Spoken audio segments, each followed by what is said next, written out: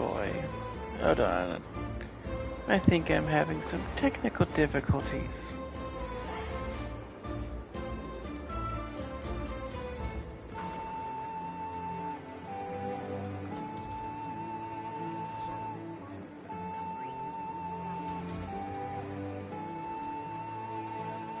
Okay. Okay, now we're up and running. Hello. Hello, hello. Yes, I'll just be taking one moment.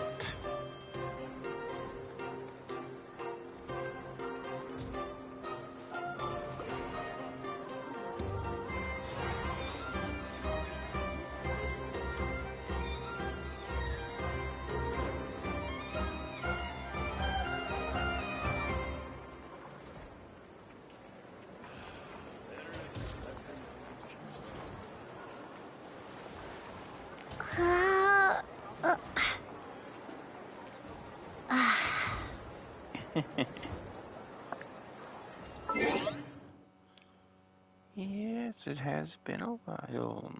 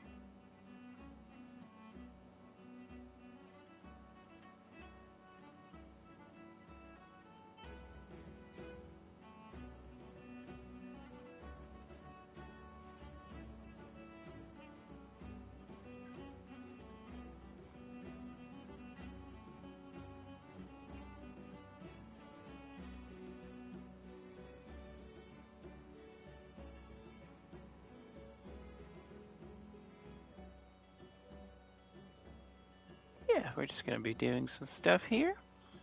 We're just gonna be doing some stuff here, getting started. It'll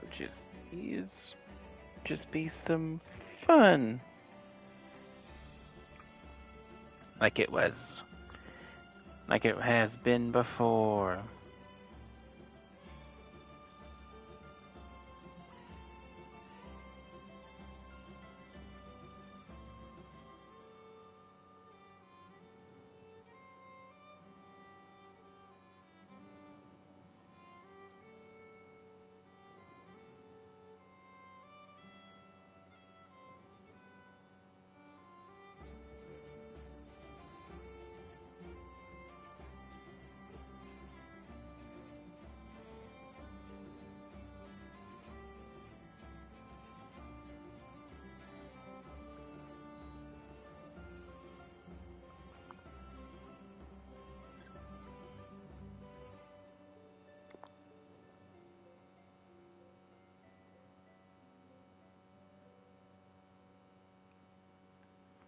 Okay, I think we can get started.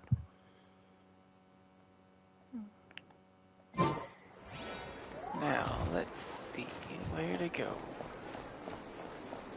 This way. Well, yeah, it's been a while since I've done something. We're here in Nod Crime. Nod Crime. We've done a bunch of stuff already. So we're picking up right here. Thought this would be the one to share. Oh, it's been a few days since we said bye to the others in Nasha Town. Still no news about Rarer, though. Where could he have slunk off to? If only he was gone for good. But with all the trouble he stirred up before, there's no way we've seen the last of him. No, definitely not. Hello! You must be the traveler in Paimon? Yes! Mr. Hello. Flint has been looking for you. Unfortunately, there's been a serious wild hunt attack over at the quarry. He thinks it's time to regroup and figure out a plan. A wild hunt? Oh, uh-oh.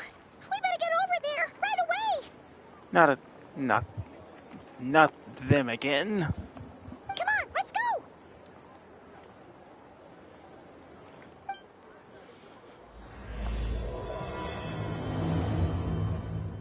Natlan, a nation that doesn't exist.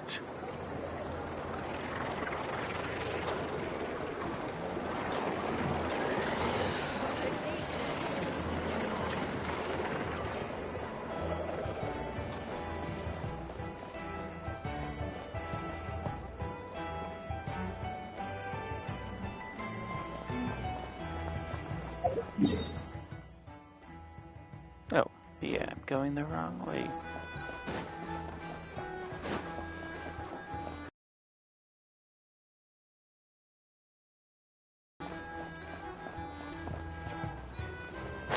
Whee!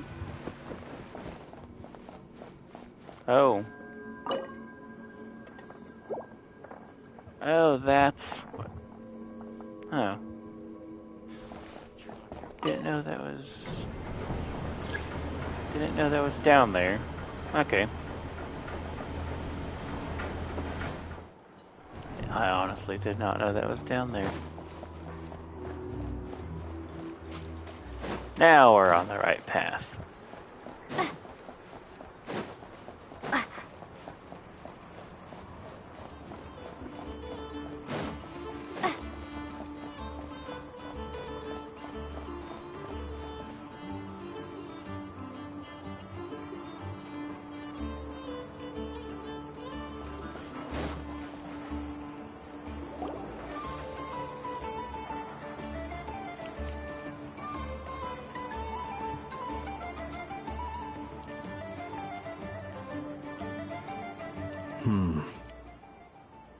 I can barely sense any Kuvaki at all.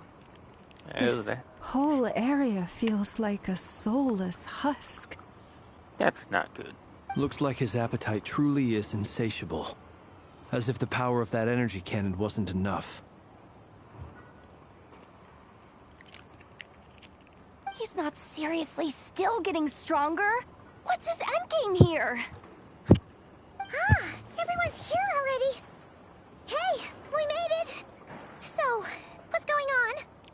Oh, I can't wait to track Jehoda. We've all been on high alert since we split up a few days back, expecting Rarir to strike again. But it's like he just vanished into thin air.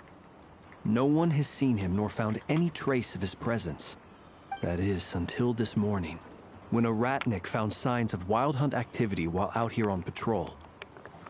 As you can see, the Crystonite itself is physically intact, but the Kuvaki it contains is all but completely diminished. And we're sure that Rarir did this. Who else? He's the only one who could pull off a stunt like this. Yeah. I don't see anybody. I don't see anyone else pulling this off. Kuvaki loss has reached critical levels. Reikir of Solnari set to maximum threat level. Warning, unless de-escalation measures are taken soon, he will pose a threat beyond our ability to contain. The consequences could be catastrophic. Traveler, do you remember when we encountered Rarir just after regaining his body? There wasn't a shred of sanity left. Nothing but madness and rage. Yeah, didn't he shout out a bunch of names? Then he started raving about how nothing in this world mattered to him. Oh, Paimon gets chills just thinking about it. I got. But the thought that he's still out there, lurking somewhere in Not Cry, waiting for his chance to strike. Oh, even chillier. I got chills just by being in the vicinity of him. Last time we fought, we were already at a disadvantage. If he has such overwhelming strength, why would he suddenly go into hiding? Yeah, if I were him and I wanted more Kuvaki, I'd just take it by force. No point staying in the shadows. Unless something went wrong. His whole resurrection thing didn't exactly go smoothly. The other thing is... Yeah, she's how so does someone who's completely lost their mind still have the wherewithal to cover their tracks so perfectly? Beats me.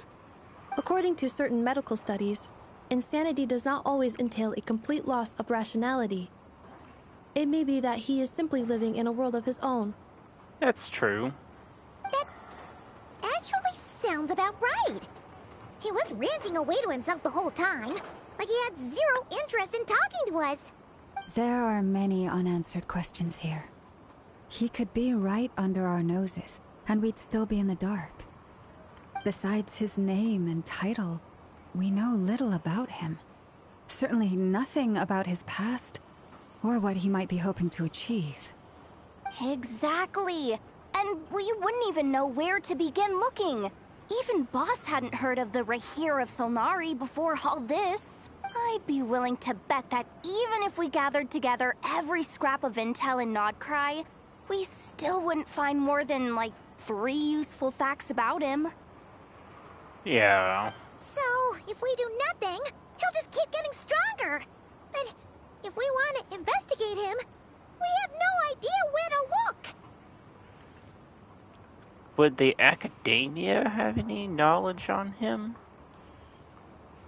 Nahida could probably look for him. Last time we had Marionette and her big robo-buddy to help us, and we still barely held our ground. If we had to face him alone... Oh, Paimon's head hurts just thinking about it. What are we supposed to do against a threat this big? Well, I do have a little hunch about his next move. Given that he attacked the quarry, I'd say it's likely he'll target other places rich in Kuvaki. Somewhere like the Eye of Krati, or the Pillar of Embla. One thing's for sure. If we just sit back and let him keep absorbing Kuvaki, we really won't stand a chance against him. A perfectly reasonable hypothesis. However, it is worth noting that these 2 locations are quite far apart. To investigate them both, we'll need to split up. I agree, we should split up. Right now, Rarir's goal seems to be gathering Kuvaki, not fighting us directly. Once we're done, let's regroup on Hisi Island. Wait, why Hisi Island? If I recall correctly, your largest goddess statue was carved from Kuvaki-rich ore, was it not? That's right. Yes, it could well be a potential target of his. I should head back and start evacuating the pilgrims.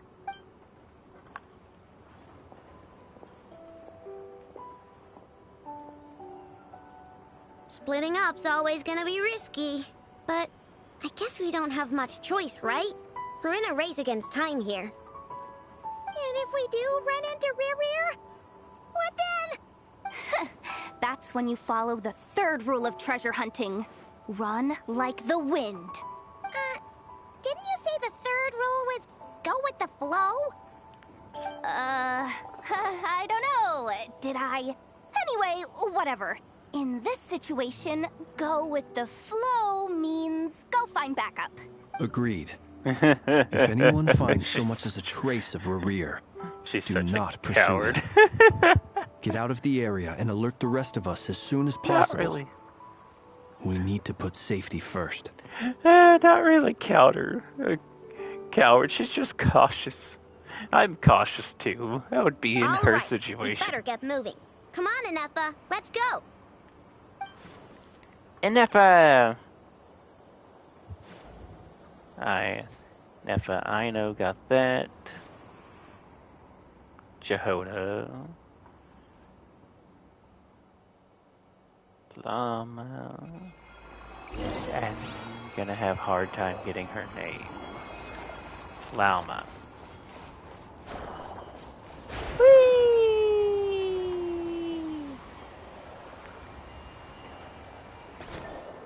Frost. Did it? I heard that. Where did a chest spawn in?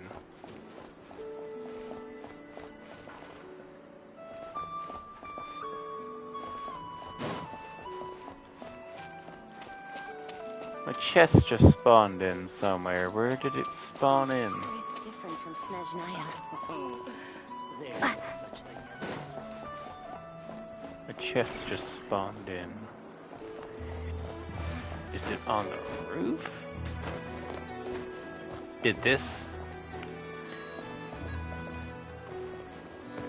one? A reward on the road.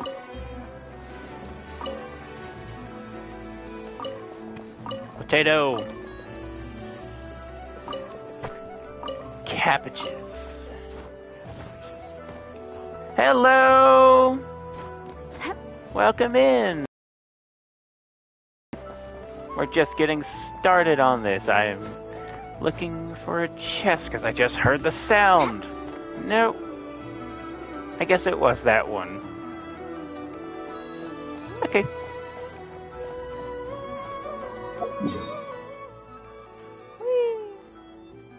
Oh, way over here? Okay. Nothing. Not much is up. Just waiting to get started. Woo. Not what I want.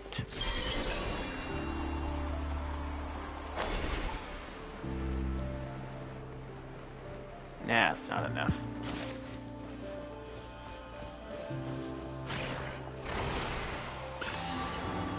I'll take that.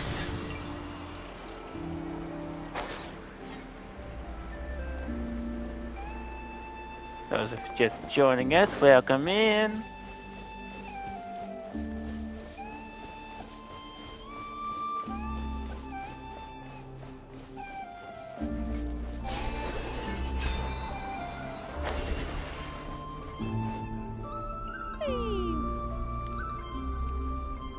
Any leads?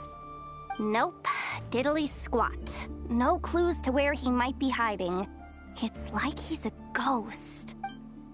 It feels like we're sitting on a powder keg that could go off at any second. Ugh, I hate this feeling. I'd rather face him head on than be left hanging like this. So, you guys didn't find anything either? Not loving the word either. How about you, Flint's? I questioned a few Ratniki and eventually narrowed my investigation down to one suspicious individual. But by the time I got to his place, he was already gone. Almost as if he knew someone was on to him. Either that or he's just extremely cautious and doesn't stay in one place for long. He's been biding his time for a while now. The question is, where or what is his next target? No idea. Since regaining his body, he seems to have lost all interest in the fragment in my possession. If he did still want it, he's had plenty of chances to take it. All we can do now is hope that Aino and Anefa turn up some leads. Uh-oh. Wait, he's actually here? I didn't mean it! I swear! Oh, I skipped over. Turn up some leads. Darn it, Rereer. If you've got the guts, come face me one-on-one! No, it's coming from Silver Moon Hall. The Lady Kutar might be in danger. Let's get over there, quick!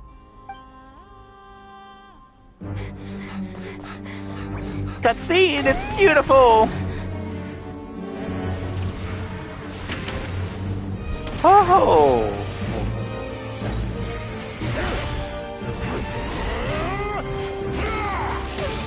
Uh-oh.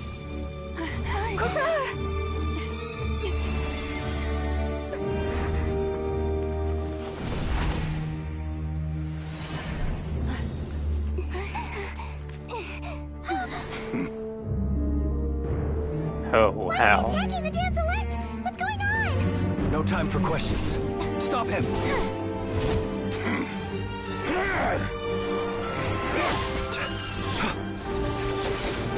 Beautiful! Woohoo!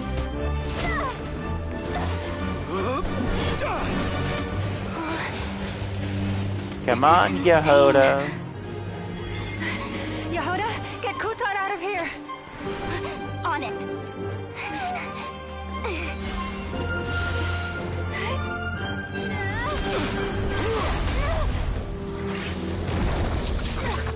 Uh-oh.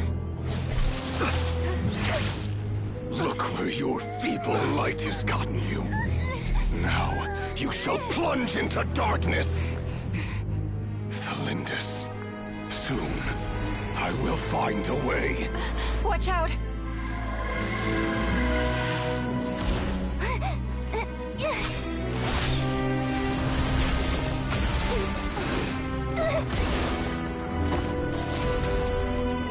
Oh.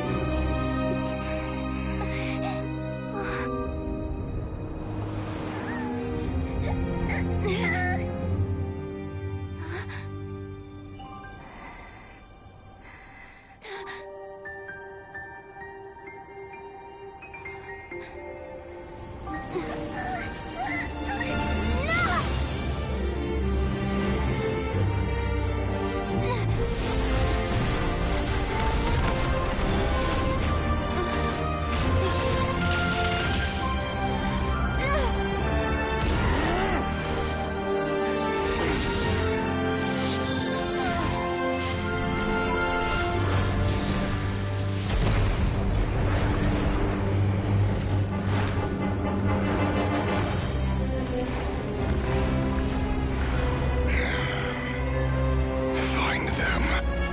Even if it means turning this place to ashes.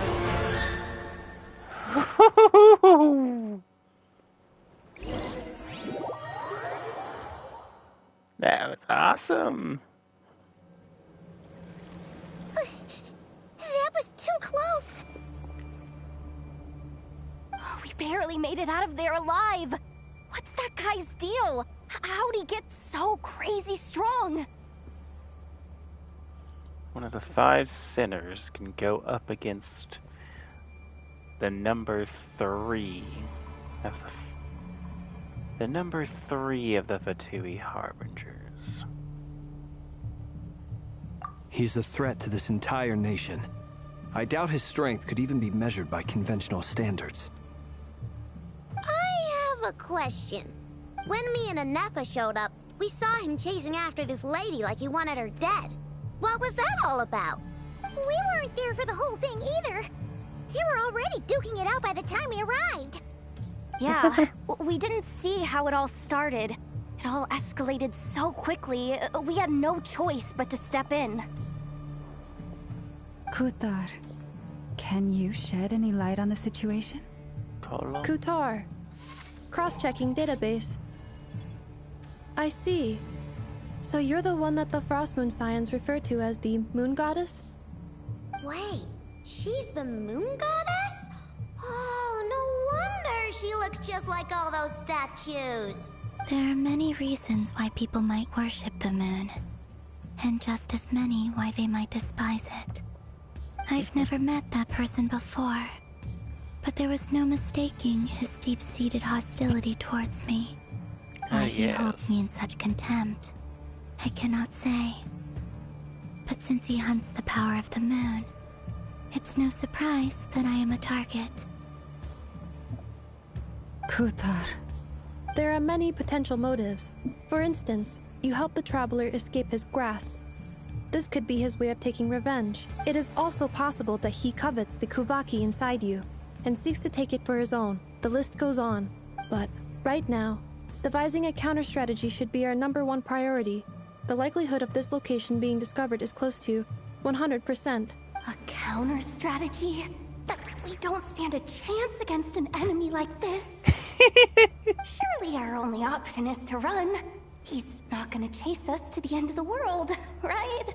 So as long as we can sneak out of Nodcry undetected. No, I can't say that. Come on, Yehoda. This is serious stuff. You can't suggest we all just chicken out. Running is our only option.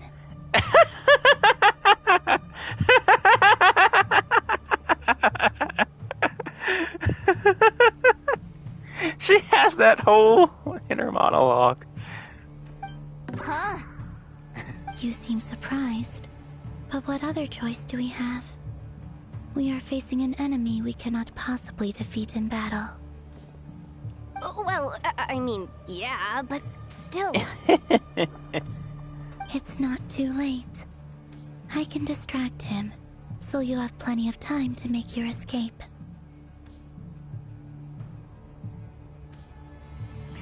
What? You're gonna act as bait? You can't act as Doesn't bait. that make sense? I'm the one he's after. There's no need for you to risk your necks on my behalf. Yes, there A is. coyote doesn't stop for bypassers while it's howling at the moon. What is it, Loma?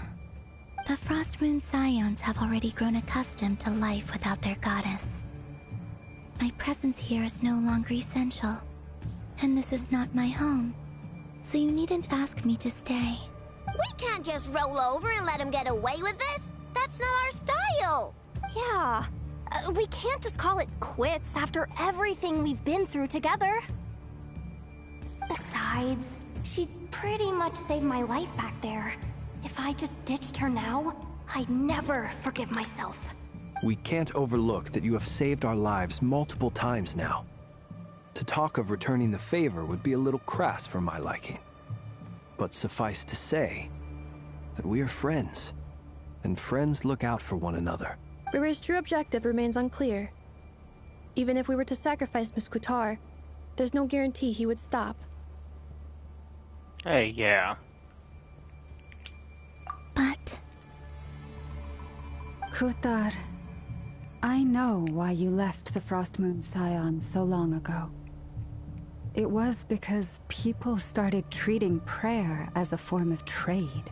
They would make self-centered wishes, force you to accept meaningless offerings in return, and then expect you to perform miracles for them, as if that were their entitlement. If it were me, I might have walked away too.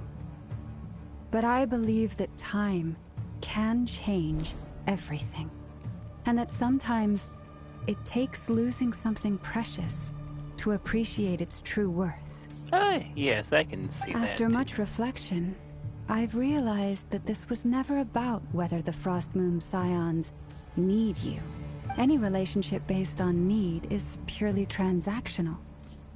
What I truly hope is that you'll choose to stay, not out of obligation, but as part of our family. You were born here, and now you've returned. Who knows? Perhaps it was the moonlight that guided you home. thank you, Lauma. But my power is on the wane. I'm afraid I will be of little use to you now. Very well then. I'll do as you say. Both times you saved us, we were transported across great distances in an instant. Is that one of your powers as the moon goddess? It is, but I find it very draining. I barely managed to pull it off just now, and it will be some time before I'm strong enough to do so again. Rejected by the world, my power is dwindling. Like a lake cut off from its source, slowly shrinking away. Now, it has almost run dry. What do you mean, rejected by the world? The three moons belong to the ancient bygone era in which they came into being. From the moment I was born, the world itself has been steadily sapping away at my strength. The three moons are not one and the same. As the goddess of the Frost Moon, I cannot wield the powers of the other two. I'm sure you can. Yet moonlight has a way of blending together. Each can reflect the other's glow. So when our fingers touched, I was able to restore my strength by drawing Kuvaki from the eternal moon's marrow. But this method of recovery is painfully slow. If only we could find the... It's the Wild Hunt. It's the Wild Hunt! Even faster than we expected. We'll have to finish this conversation later. See how those Wild Hunt creatures are running away from us. They're likely just a scouting party. which means Rerir won't be far behind. Then what are we waiting for? Let's get the heck out of here!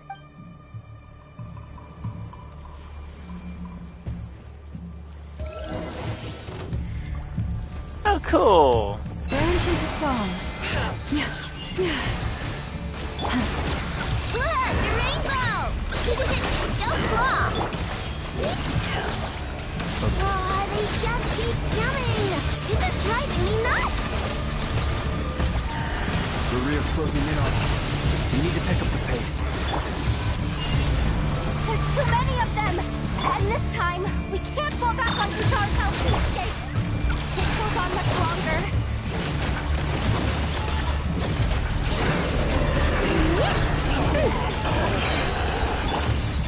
Preparing for dust-up.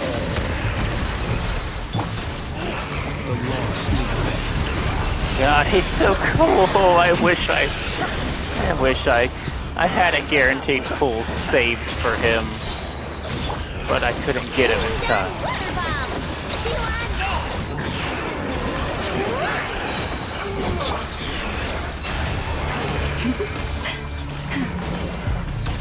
With one heart, we pray.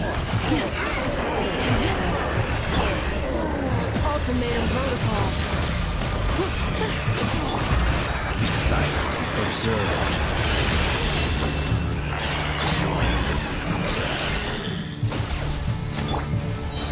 Look! The rainbow! Heads up.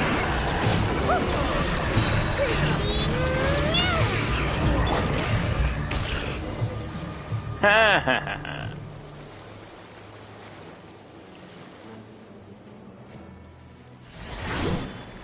Oh. Is it Wolf's gravestone? It's Barca! Finally, Barca's here!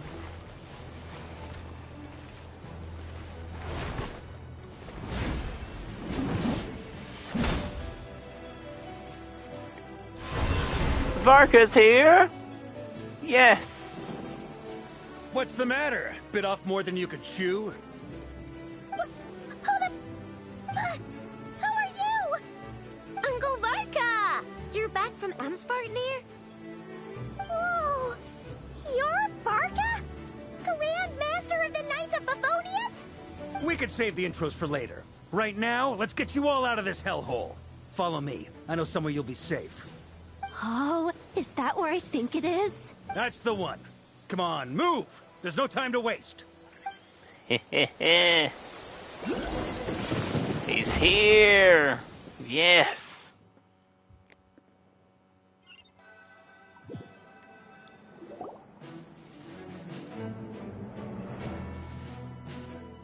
Wow! Where are we? This is so well hidden. Well, that goes without saying. This is the Knights of Favonius' meeting place in Nodcry, and a contact hub for the Northern Intelligence Network.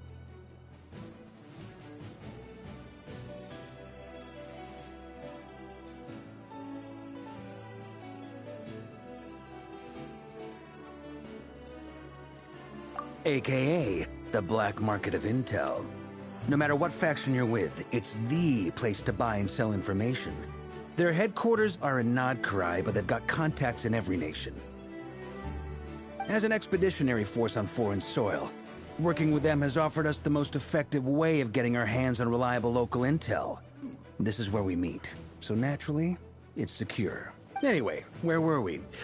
Folks from Nodcry should be pretty familiar with me by now, but I believe this is the first time we've met. Allow me to introduce myself.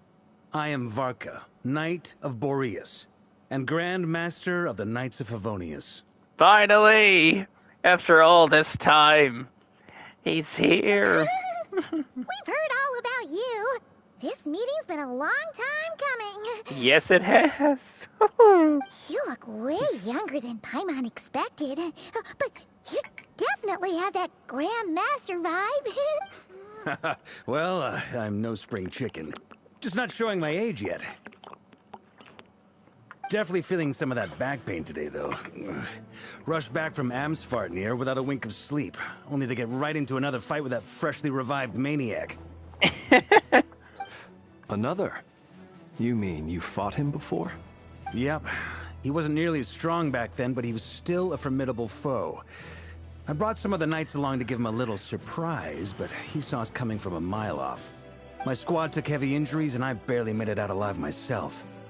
We knew it might have been our last chance, so we staked everything on it. But still, it wasn't enough to stop him. I tried tracking him down afterwards, but he didn't leave a trace. Even in his unhinged mental state, he's as cautious as any trained operative. So, I decided to come find you.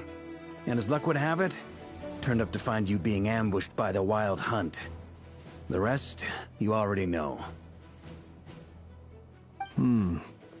Is that why he's been frantically absorbing Kuvaki these past few days? Because he sees you as a threat? Maybe I'm part of the equation, but even if I weren't, I'm sure he'd still be gathering power. He's clearly working up towards something. Note to self. Uncle Varka's strength rating officially upgraded. Guess it's my turn to ask questions now. So, what exactly has been happening in Nodcry? Why has the Wild Hunt returned in humanoid form? And why is it after you? That's a long story, but I'll try to make it quick.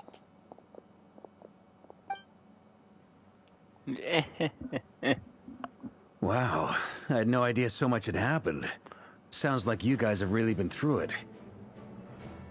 So, the Kutar is actually a Fatui Harbinger. And all this Wild Hunt activity in Nodcry is the work of the Raker of Solnari, one of the 5 sinners. That's a lot to take in. Need some time to wrap my head around it all. I'm still wrapping my head around it. I'm truly sorry, Mr. Varka. You stood with us against the Wild Hunt and did everything you could to stop it from escalating into a full-blown catastrophe. And then, the one time you're away, it all comes to a head and all your hard work gets undone. You've got nothing to apologize for, Miss Moonchanter. You can plan 100 steps ahead and still slip up. Yeah. That's just life. No one knows what tomorrow holds. You can't predict which way the wind will blow next. And, to be perfectly honest, I can't say I'm surprised. For all the times we've defeated the Wild Hunt in the past, we've never been able to completely wipe it out. Turns out, we were just delaying the inevitable. But now that a new variable has come into play, fate may well take a different course. A new variable? You mean... us? Who else? And in a strange way, I think his resurgence might not be an entirely bad thing. The Wild Hunt is like an unrelenting force of nature, but Rerir is an individual with an agenda. He's gotta have a weak spot somewhere. That said, while I was explaining everything just now, some of the points that Mr. Flint's added caught my attention. You mean about our mystery ally? That's right. From what you've said, not only did they lead you straight to some key files, they also shielded Hisi Island from a lethal Kuvaki blast.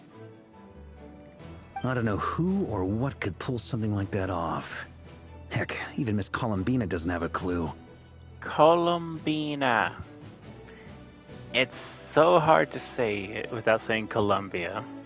I hadn't heard the story about those files. Would you mind repeating their titles for me? Wild Hunt Phenomena Log, a Nodcryan Ratnik's Field Journal, and Kuvaki Survey Log. Oh. No. Still doesn't ring a bell. Another dead end. Guess all we can do now is hope that our mystery ally keeps showing up when we most need them.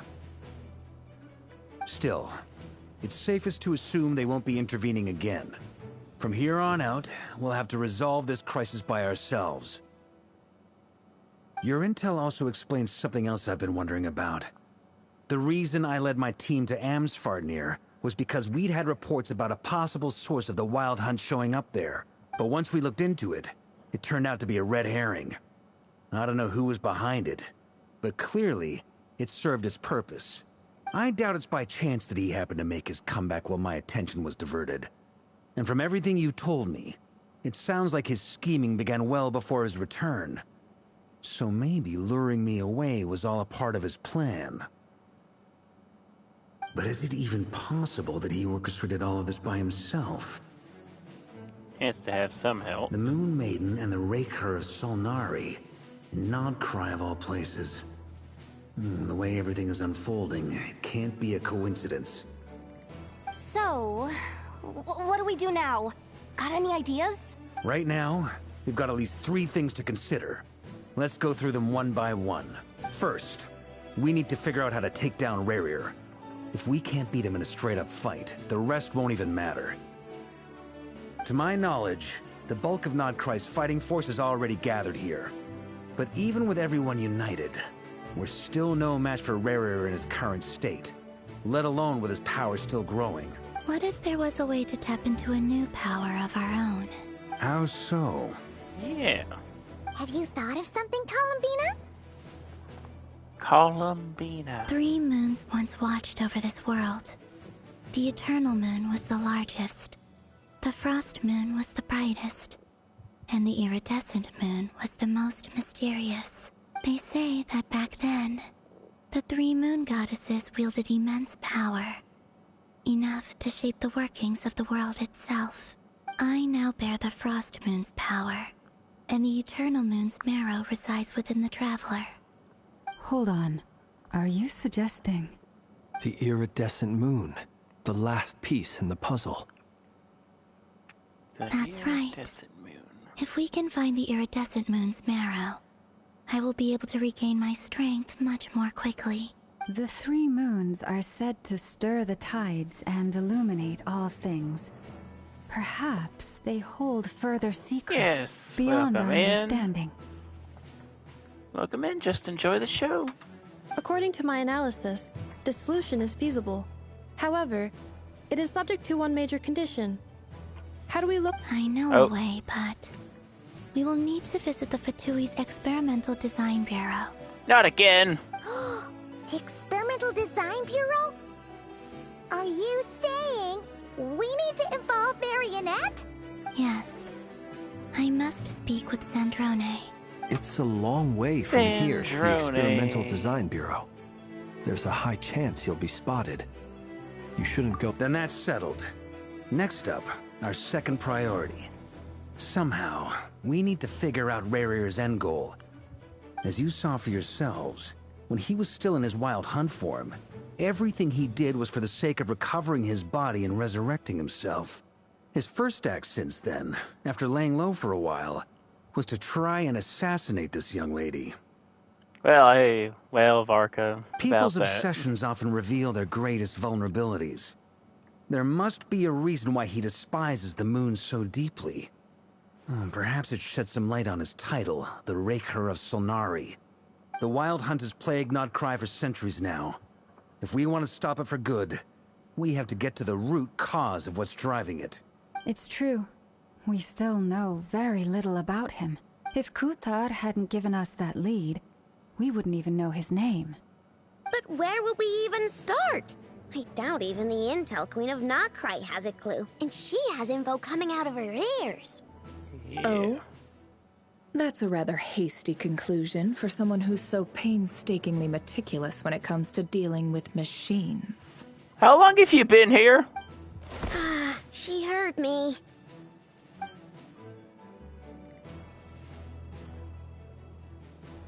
Boss! What are you doing here? How long have you been here? I'm now asking myself the same question. I received a letter from a humble knight of Favonius, requesting a meeting to discuss a major business deal. But it looks like this humble knight had something else in mind. Details, details. Miss Neffer, the important thing is that you've arrived at the perfect time.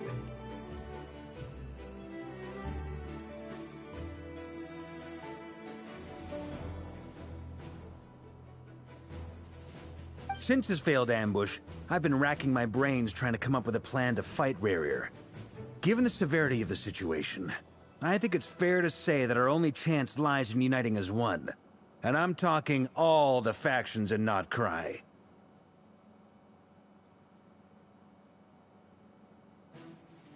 We can't do this without the curatorium, but I knew it'd be a tough job to win you over.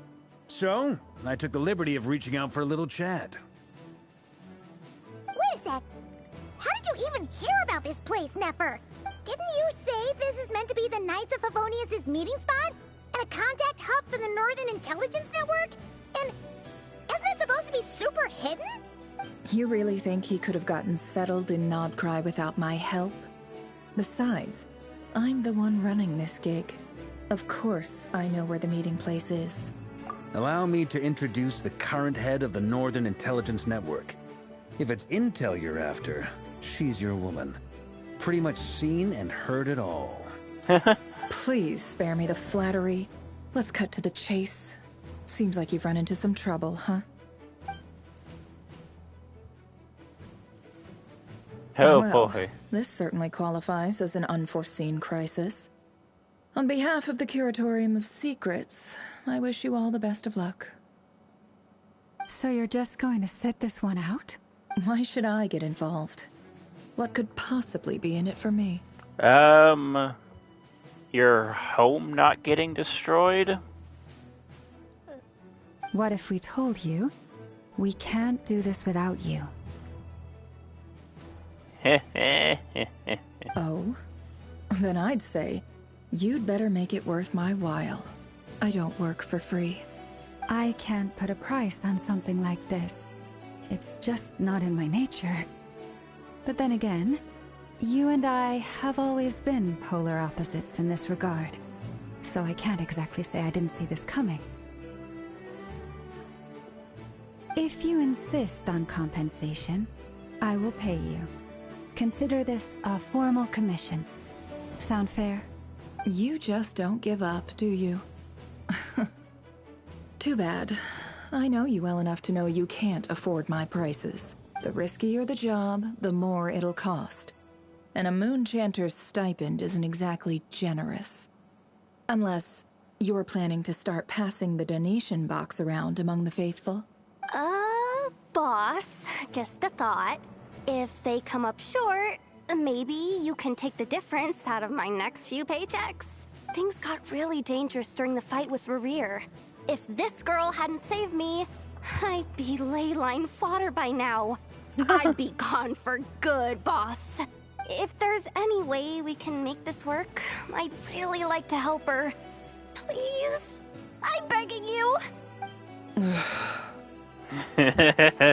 This is why I'm always telling you never accept favors. They are the hardest debts to repay. You have to be careful who you get involved with, or you invite all kinds of misfortune. Very well, Yehoda, I will help. But just this once. Don't count on this happening again. Flint, that fragment that Rerir was after, do you still have it on you? Of course. Let me borrow it. I need it to follow up on some leads. Wait, you actually have some leads? Shh. This is top secret information. I get it. We all have things we'd rather keep to ourselves. Plus, I know we can count on you, so we'll leave the intel gathering in your hands. And that brings me to the third and final item. We need to find a way to distract him. We need time to make our move, so someone will have to stall him. I'm in for this part, no matter what. Anyone coming with? Count me in too. Come off it, you two. Quit playing hero. I'm way ahead of you here. And Nefa did a scan of the Moon Goddess's Kuvaki signature, and we're gonna use it to make some decoys over at the Krumkake craft shop. Anyone who's in, follow me. Once they're ready, we'll deploy the decoys across Nodcry. So as long as the rest of you keep moving, he won't catch on to your scent and won't be able to track you down. I like it. Genius idea. No biggie. Just All right off then. the top of We'll her split head. into 3 teams. Once your team has finished their mission, return here and wait for the others. Dismissed! Barca, where are the horses?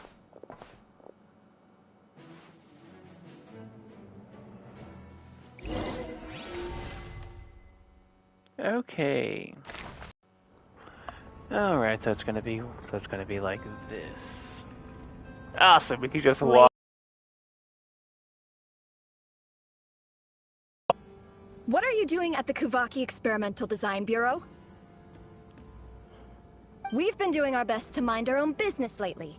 But if you're just gonna waltz up here like this, you're seriously pressing your luck. Don't blame us for doing what we have to. Huh. You really think that's gonna scare us off? We're not looking for any trouble. I just want to see Zandrone. Do I need to remind you that you're still a wanted fugitive for deserting us? Out of consideration for our former ties and the crisis we're all up against, we'll let you leave in one piece. But don't even think about trying to get in. Let them in. But... Are you going to make me repeat that? No, my lady. Zandrone seems to be in a good mood. Must be maintenance day. That's her in a good mood voice.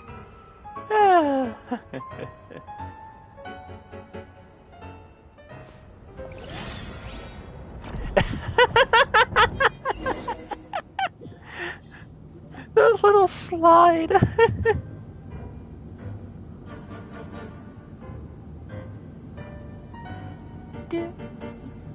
So tell me, to what do I owe the honor this time? Actually, before you answer that, just so we're clear, we're not colleagues anymore, Columbina. I don't owe you anything. I promise it's nothing big. It seems like you've gotten the wrong idea here. The only reason I let you in was because I was bored. It seemed like a way to kill some time and satisfy my own curiosity. Whatever miscalculations I may or may not have made in the past, I haven't lost the plot enough to even consider sticking my neck out for your sakes. I'd like to speak with Arlecchino. What? Huh? You mean the knave? Arlecchino? I'd like to speak with Arlecchino. Is she in Nodcry?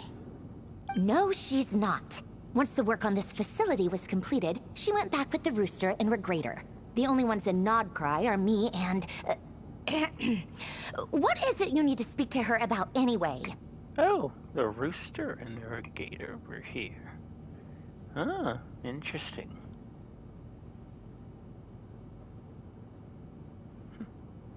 Rerir is hunting me. If I'm going to face him, I must first retrieve the lost moon.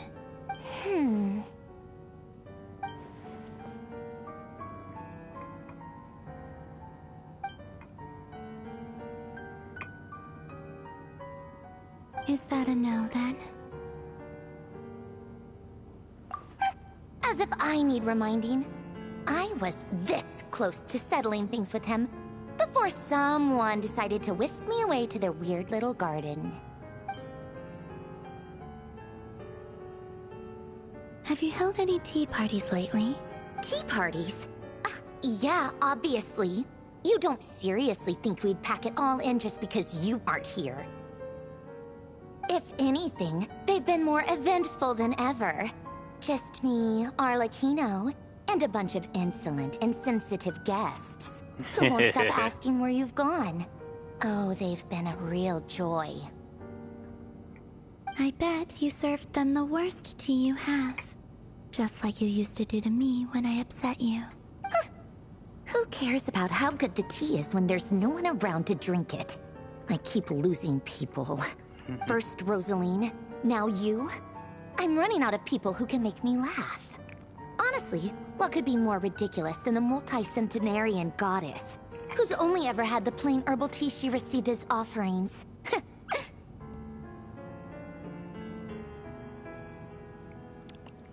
Well, that definitely was Signora's fault. You'd always brew a different type of tea for me each time.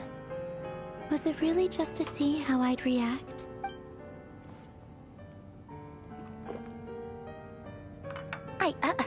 Well, duh. Why else? Watching you squirm was practically my only form of entertainment. Oh.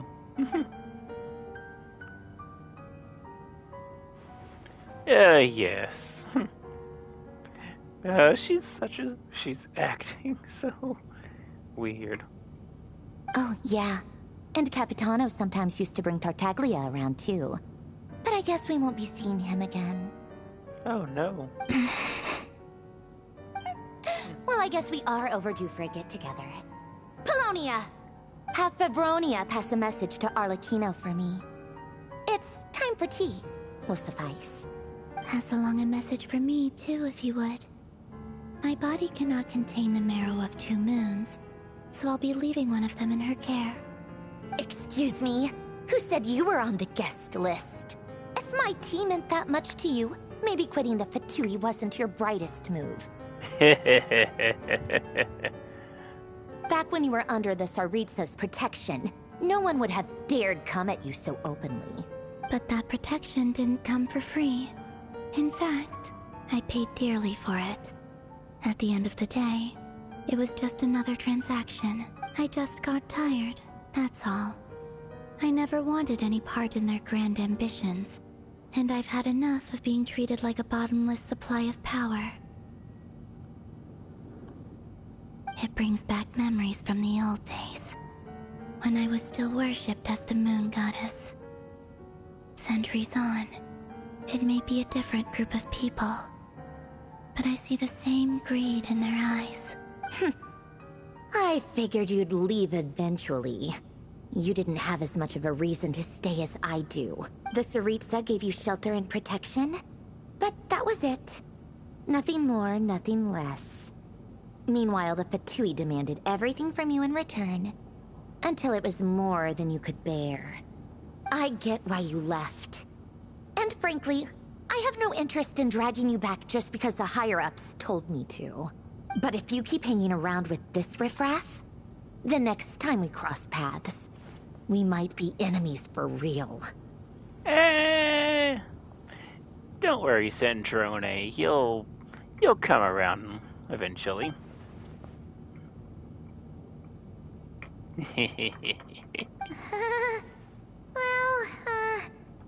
Guess that's our cue to leave. That might be your plan. But it sounds like someone else wants you to stay a little longer. Huh? What do you mean? Listen.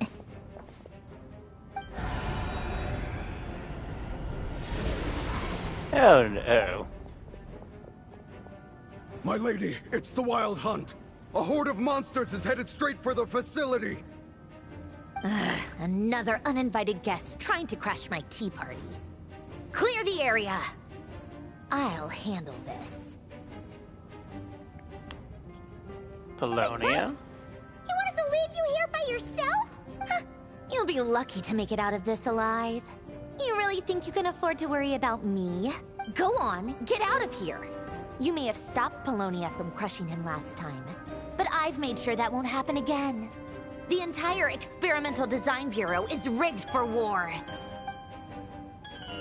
Oh. Stay and watch if you want, but it'll be at your own risk. You're not flagged as friendlies in a weapons system.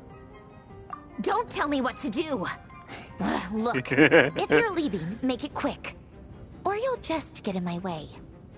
There's a secret passage on the 2nd floor. It'll take you right to the plains out back. Stare all you want, Columbina. You're not getting another invitation to my tea party. I know. But thank you anyway, Sandrone. This is exactly why you shouldn't hang around with those people. All their melodrama and sentimental nonsense is rubbing off on you. Oh, I love her.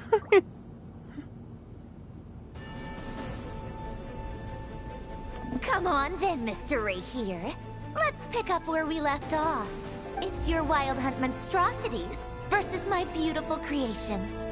Let's see who comes out on top. She's fully armed.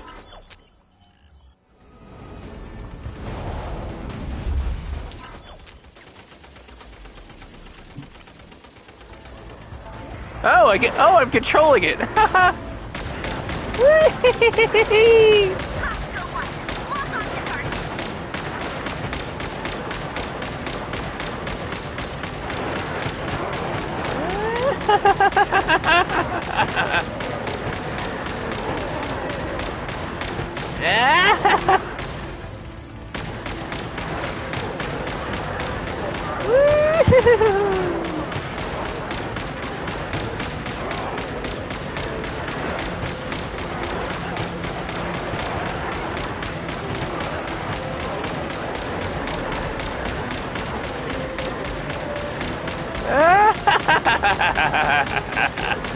Awesome! Oh, you just did this too? Cool!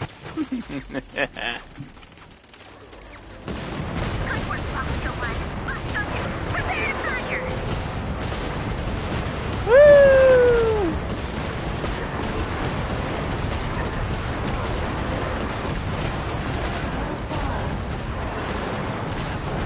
Oh, wow, there's so many.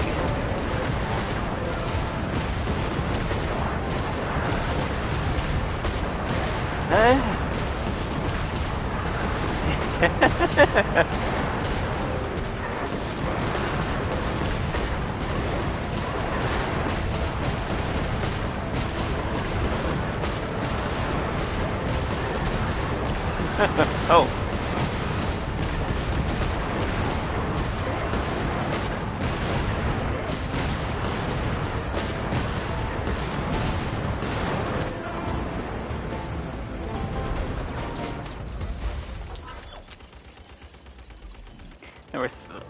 Oh, did I get to... Keep them pinned down.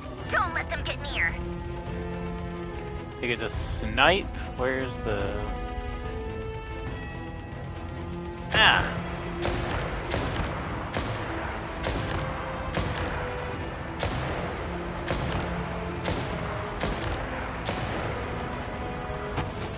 Snipe.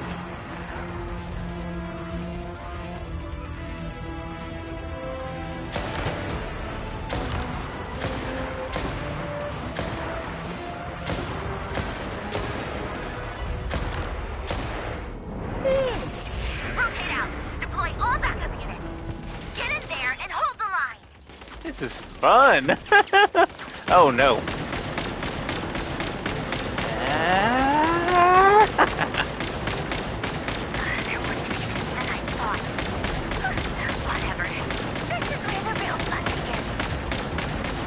Exactly. I'm with Syndrome. This is the real fun.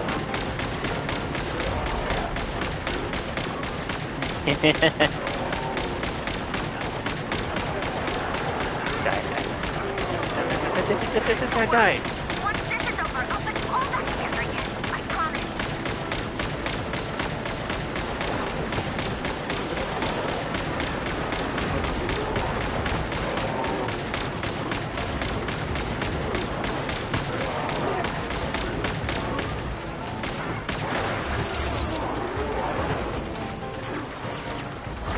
Finally, the Ranger himself.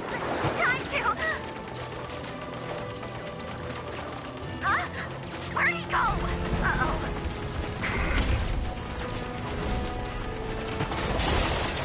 Uh-oh.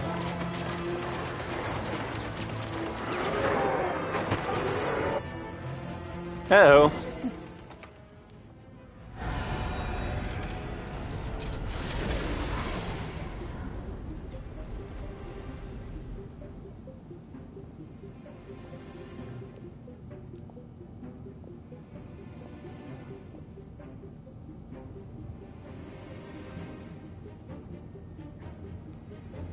Polonia, get him!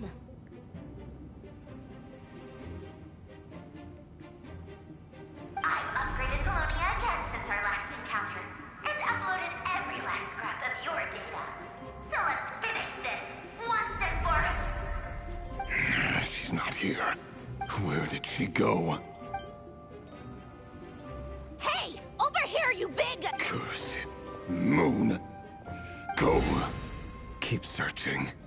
She cannot have gotten far. Oh! Oh, the disrespect!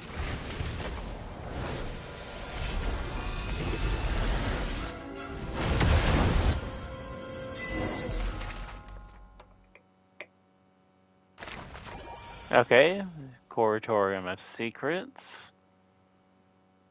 that was so fun.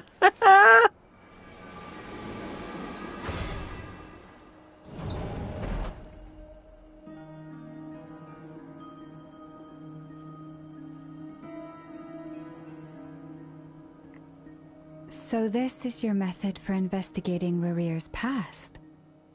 It almost looks like some kind of ceremony. Good deduction. But it's quite a different affair from what you're used to with the Frost Moon Scions. Whoa! First time I've ever been in here. Boss always said it was off limits, so I pictured some kind of creepy dungeon. But it's actually kinda nice. Oh, I guess this must be Sumero decor? That's where Boss is from. And that nice shopkeeper who sold me my treasure compass. I'm not sure exactly what you've got planned, but it looks like you're all set. When do we begin?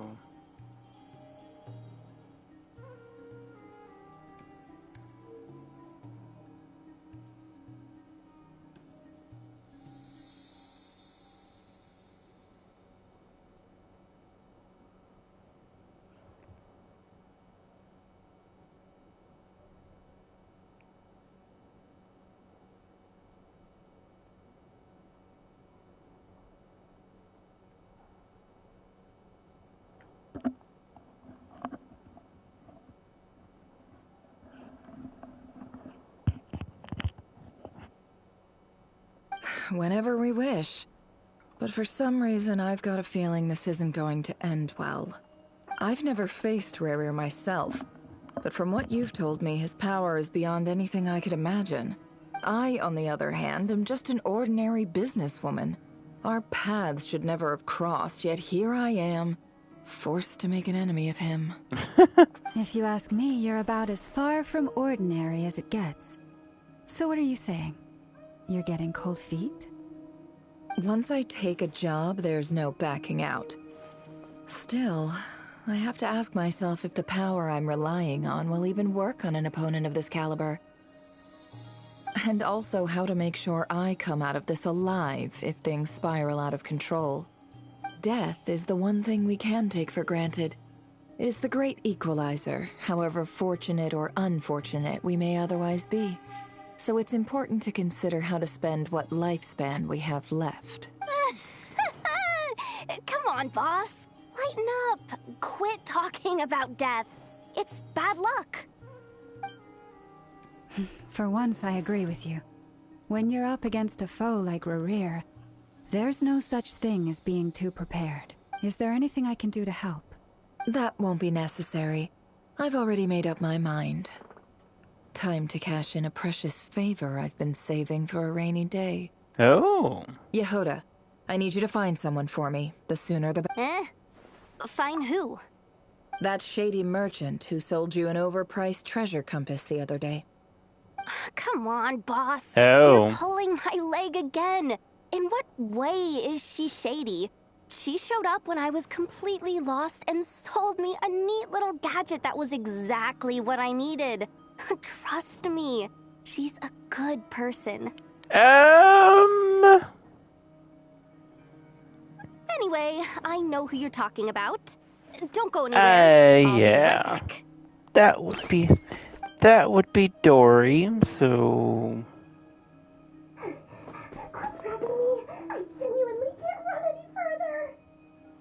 She's got little tiny legs. Give her a break. Hey, aren't you?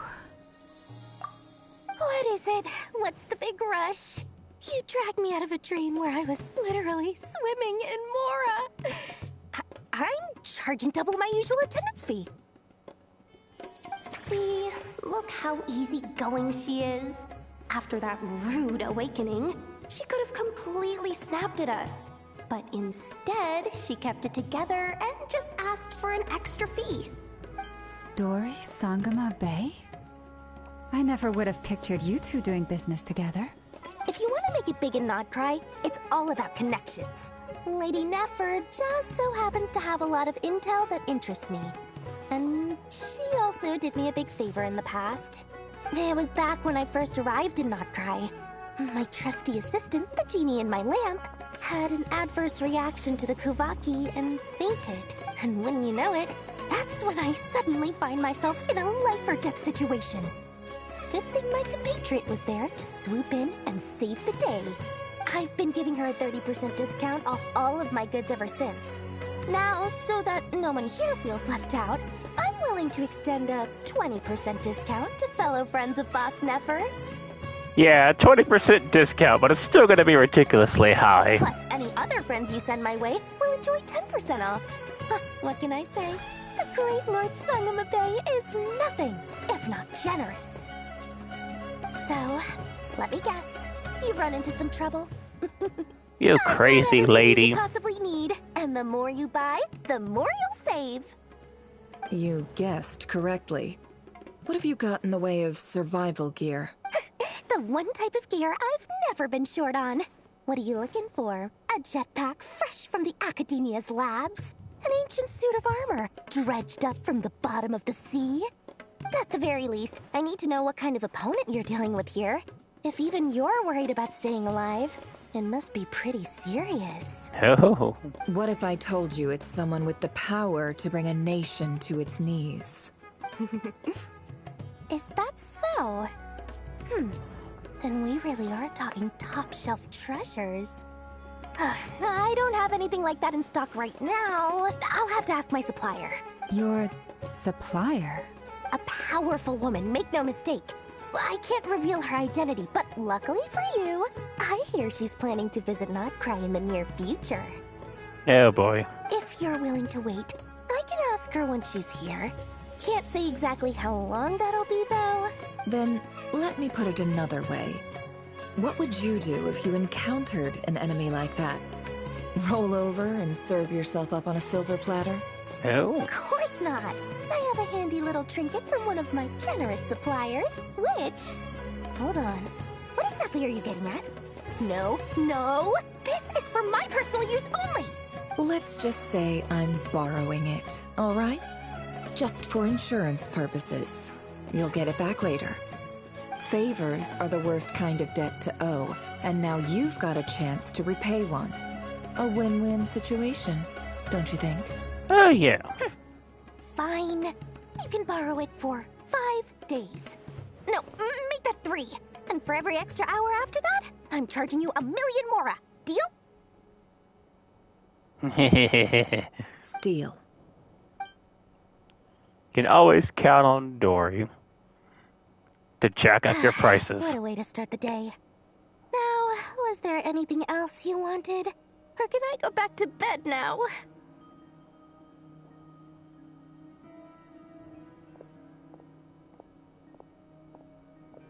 That will be all. Take care now. Don't trip up on your way back, friend. See you later! You're my favorite shopkeeper. She ripped you off. She ripped you off, Jehoda. Excellent. Everything is well and truly ready. The ceremony can now begin. After initiating the ceremony, your minds will follow me wherever I go. You will see many strange things in your mind's eye. Ah, the mind's eye. So remember, don't be frightened, and don't make a sound. Yes, that zoom. Now then, let us peer into the Raker of Solnari's past.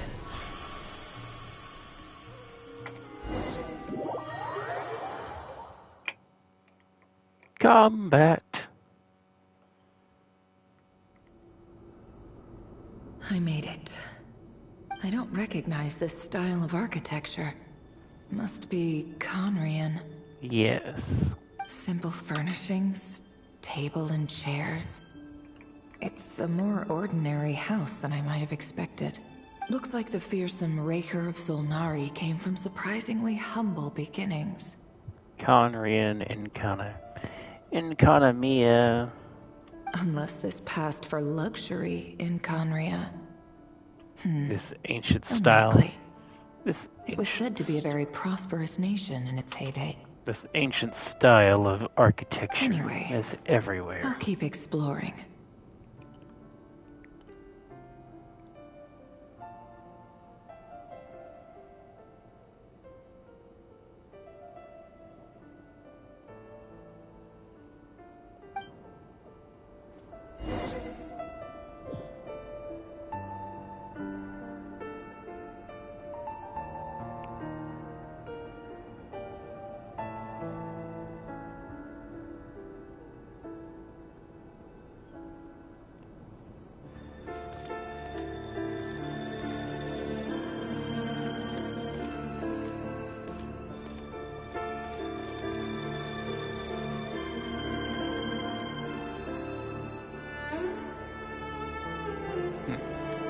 Huh.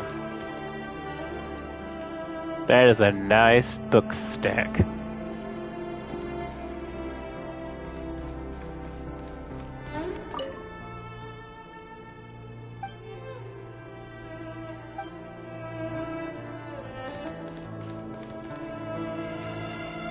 Oh!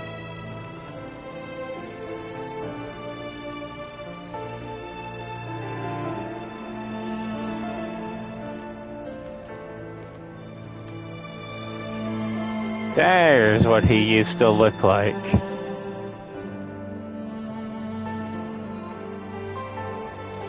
Oh, that's crazy.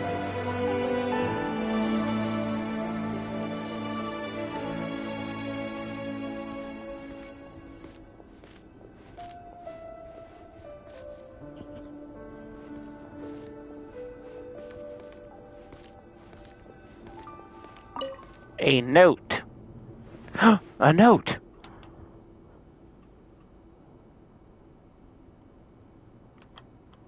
Hi, River.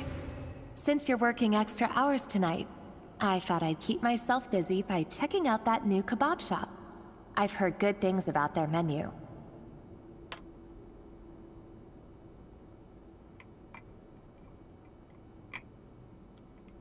I'll test it out, and if it's as good as everyone's saying, let's go back together sometime. P.S. New stash from the Universitas Magistrorum. I brought some goodies home. A few teacups and a pin rack. Hope you like them. They didn't sign their name. But they must have been close. Sounds like they were living together.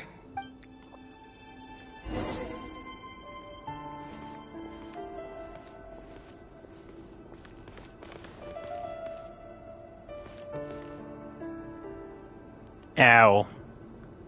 It's a stone bed.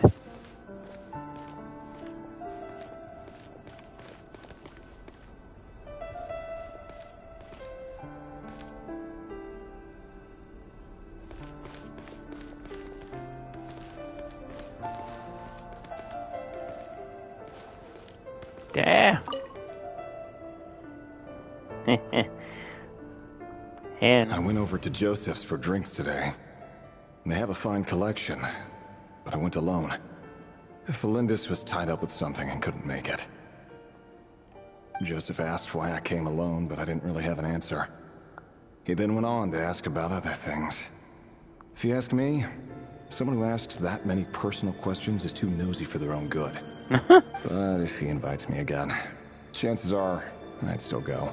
Felindis. That's the same name Rerir mentioned. Crane imports keep falling. If things don't pick up, we'll soon be back to meat and mushrooms only. Honestly, I'm not a huge fan of that new type of mushroom everyone's been into lately. Didn't it start out as a lab-grown variety? I heard it's even mildly corrosive. Seriously, why would you even eat something like that? I don't care if it's an impressive feat of alchemy. That just isn't the kind of thing I like to eat. Grain has to be imported, and they're eating a diet of mostly meat and mushrooms. Could it be because Conria is underground, so it doesn't get much sunlight? Oh. That would explain why they use so much stone in their buildings. They even use alchemically modified strains for food. Seems like the people of Conria don't have many options when it comes to dining. I've just about saved up enough now. Time to buy it and keep it somewhere safe. Making a big purchase. I wonder what it is.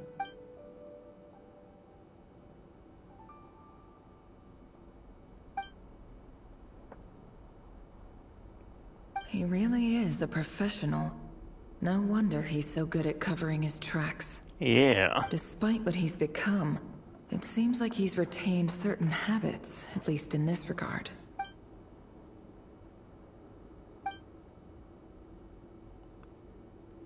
Did Rary rip it out himself?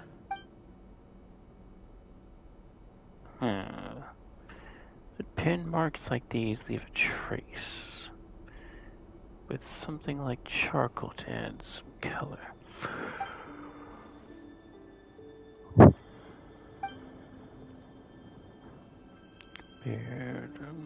Before I met you, I was convinced that my heart was nothing more than a stagnant pool. The burial place of a fallen moon. A withered, windless grove where the waters rested forever unrippled. It was you who helped me see that my heart hadn't entirely withered away.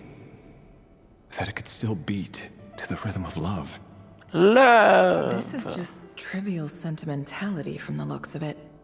Why would he go to the trouble of hiding that? The burial place of a fallen moon.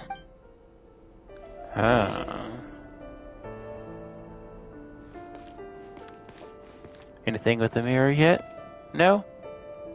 Mirror gonna be a jump scare?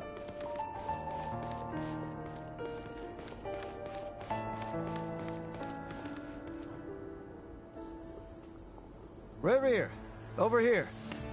Dainslith? Dane! Oh, and, Vedaflin here? What a surprise to see you here, sir. Hello there, Revere. You need not address me so formally outside of court. He doesn't get that much free time, so I invited him over for a drink. Even the court prophet deserves a break every now and then, right? Well, I'm flattered. So, what are we discussing today? Hey, don't look at me. As far as I see it, we don't need an excuse to have a few drinks. Why are they hiding Dainslith? We know what Dane looks like. Guessing he looked different before all that stuff. Come on, don't give us that. Didn't you say you were about to pop the big question? How's that coming along? Who'd have thought the great Twilight Sword was an even greater gossip? I just didn't expect you to be the first one to settle down and get married, that's all. Yeah. If you told me that a few years ago, I wouldn't have believed you either. So, are you planning to come clean about your job then? I'm guessing you still haven't told her. Sure, I'll have to tell her at some point. But I'll need to pick the right time and place. To be honest, I have no idea how she'll take it. Come on, stop being such a pessimist. For all you know, she could be thrilled. I bet she'll be much more impressed by your actual job than the one she thinks you're doing now. A member of the King's Guard. Quite the cover story. Does the king himself even know? Of course he does. Anyway, enough about me. How have you been? Me? Same old, nothing much to... Huh? What's up, Ved? It's nothing. Vedaflin, Dainslith's elder brother. Renowned throughout the court of Conria as the Visionary, and said to possess a wisdom far beyond the reach of any ordinary man. And yet, despite the gulf between us, he seems to have something to say about me. Does he even know me? Does he see me as a friend of his brother, or just another of the Vinster King's blades?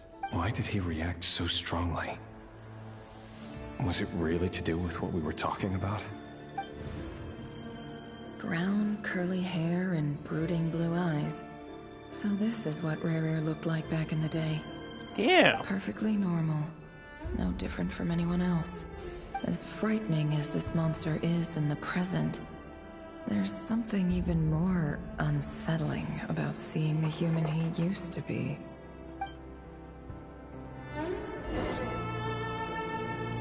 Oh, yep.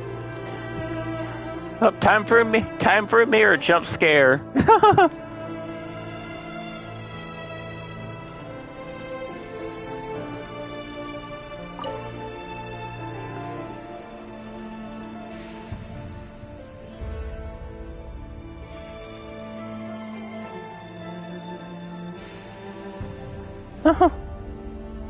Felindis?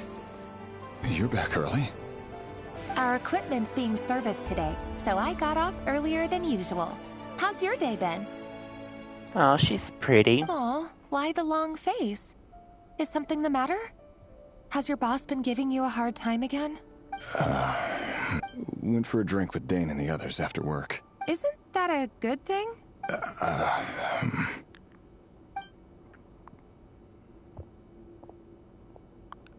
Vedifenir showed up today, too. You know, Daneslif's older brother. Ah, Mr. Vedifenir. Yes, I've heard of him. They say that everything he says ends up coming true. He overheard Daneslif mention that I'd recently proposed, and seemed to have an issue with it. But when I asked what it was, he kept it to himself. So, you're worried? You could be such a child sometimes, Revier. We're nobodies. Why would the Visionary be concerned about us? I'm sure someone in his position has much bigger fish to fry. Maybe you're right. You worry too much, Revier. We've been together for ages now, and everything's been going so well, has it not? You've even proposed to me. So, you do remember. Tell me then. What's your answer? Like I said, I need some time to decide. You can't just rush into things like this. We may be nobodies in the grand scheme of things, but if we want things to work out, we've still got to plan ahead. All right. Take your time. Just don't keep me waiting forever. Nobodies. Sounds about right. In the eyes of people like Vedifenir and Daneslif, what do we matter? Can someone whose gaze is so fixed on a far-flung future even see the present clearly? Besides, the dynasty's fate rests with the king and his inner circle. Whatever I do, it won't make much difference. Meanwhile, every idea they come up with and every decision they make, it affects everything. These days, the king is lost in his research, and the purge of the Crimson Moon bloodline grows ever more intense. The opposition tried to speak out, but nothing came of it.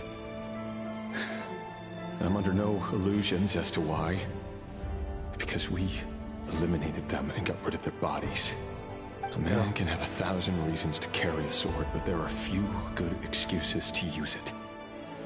Yet the king has never even considered a gentler approach, and he never will.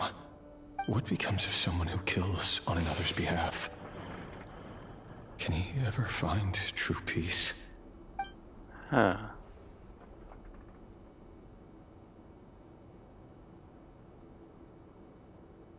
Felindis?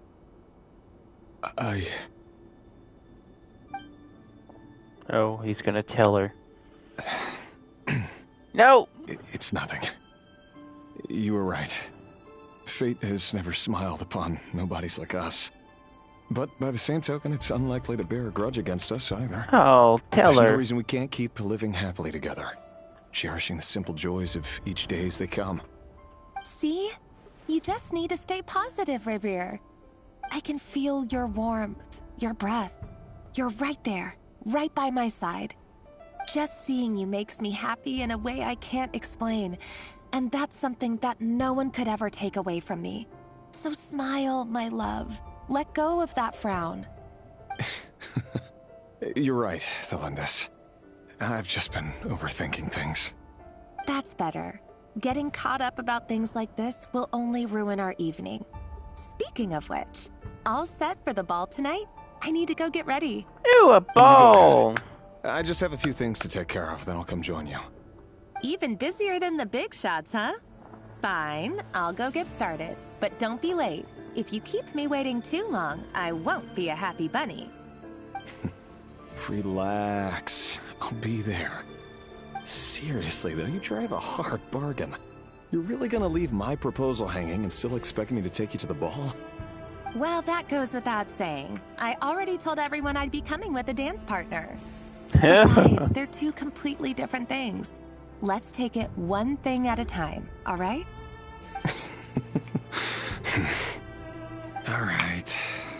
White outfit it is. It seems like Rerir was deliberately hiding his ties to the intelligence services by giving the impression that he was just an ordinary member of the Finster King's Guard. He clearly doesn't want his would-be fiancée to know about his other life. Then again, that's hardly surprising. People in the intelligence trade rarely do. Who'd have thought we were in the same line of work? Let's dig a little deeper. Dig a little deeper.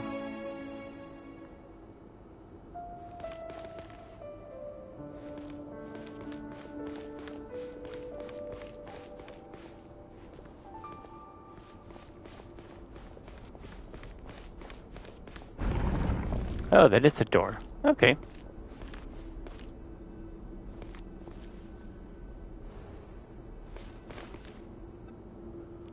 Our last operation was a resounding success, and all thanks to you, Rahier of Solnari.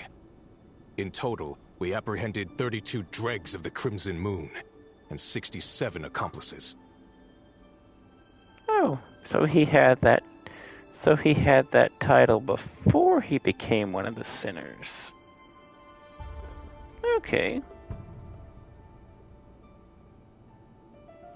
After all these years since the dynasty's fall, so many of them still linger on. Indeed, it cannot be denied. Yet it was destiny that the Crimson Moon should be overcome by the eclipse, and that His Majesty, the all-seeing Finster King, now guides our nation on the path to prosperity. There's some Conrian clothing that I recognize. Conria has no further need for a dead moon. But alas, there will always be those who refuse to see the truth, choosing instead to romanticize the past. That's not entirely true. Much about the Crimson Moon era was worthy of remembrance. And that's exactly why they keep trying to see it restored. Many of its secrets remain unsolved to this Hydration! day. As it happens, that's precisely the field of study my partner is devoted to. You still haven't told her what you really do for a living. Where would I even start? How do you tell someone that you're one of the king's hand-picked executioners? That your hands are steeped in blood? You didn't choose this life, any more than I did. Orphans like us don't get a say. But I'll sure as heck be the one to pay for it. Speaking of which, we need to be more rigorous in the way we identify direct descendants of the Crimson Moon. Someone, it seems, has strong opinions about my future plans. Most likely my marriage in particular. I have a feeling that we may soon become targets of the Crimson Moon's retribution. Your concerns are not unfounded. They've taken out many of our colleagues these past few years, and for that very reason. These are no helpless lambs we're leading to the slaughter. They're wolves in sheep's clothing.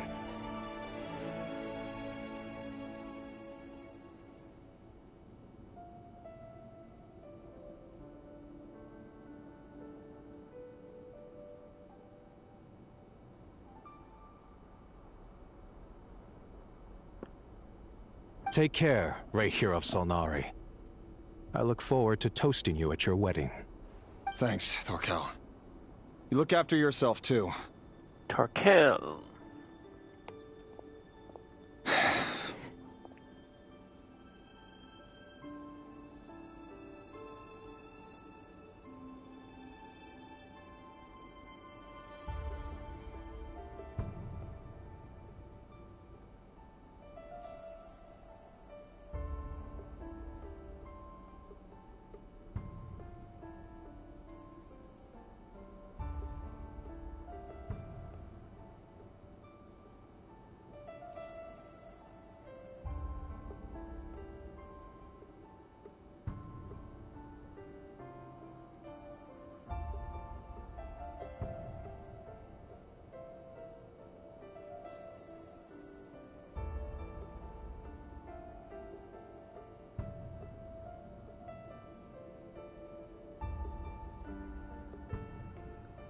Thelindis, I never wanted to keep this from you.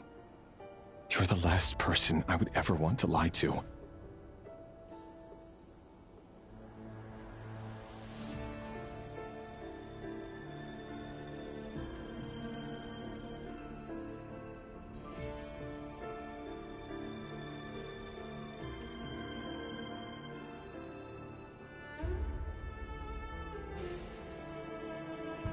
But that's exactly why I can't tell you everything.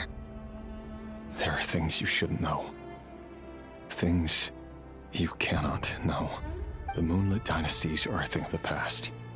Yet even now, with the sun shining high in the sky, there are those who would call forth a dead moon's ghost.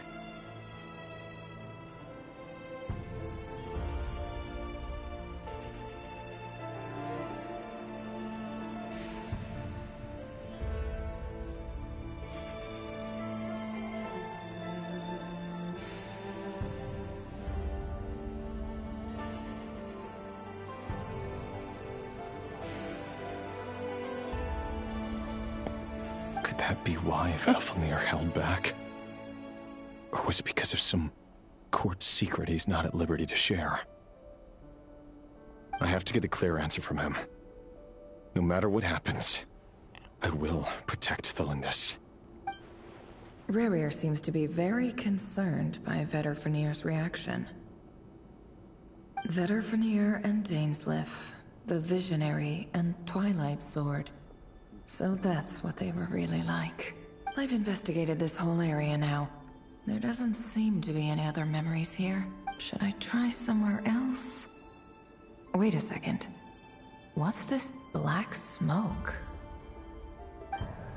Oh.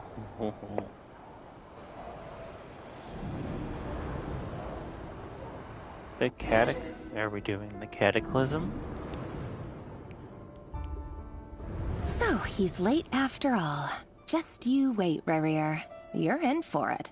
Big time. Are you waiting for someone, ma'am? Could I tempt you into buying some flowers? Oh, sure. Pick me out a pretty bunch if you would. Thank you. But I'm afraid none of them are as pretty as you. For someone so young, you sure have a way with words, don't you? I'm only telling the truth. Look me in the eyes. You'll see I'm not lying. Oh no. May we have a word in private? Who are you? And what do you want? I know those eyes. It doesn't matter who I am. Too many of our kind have fallen lately, so I decided to take the risk of reaching out. Not long ago, the Ray here of Solnari led an assault on one of our strongholds. We suffered many casualties, and many who came to our aid lost their lives as well. Sorry, I don't know why you're telling me this. And I don't want to get involved. He is cute. Wait, hear me out. This time we finally got a clear look at his face and learned his true identity. His name is Rerir, and he claims to be one of the King's guards. What did you say? A cruel irony, isn't it? The man you're set to marry leads a double life as a brutal executioner. But surely, you must have caught a whiff of the blood on his hands. Oh no. Why are you telling me all of this now? Simple. It's because... How strange. Rerir was nowhere to be seen in that memory. It clearly belonged to Thelindis. Rerir couldn't possibly know what happened if he wasn't even there. Why would her memories appear in his fragment? The ceremony won't last much longer. I think it's time to call it a day. Oh boy.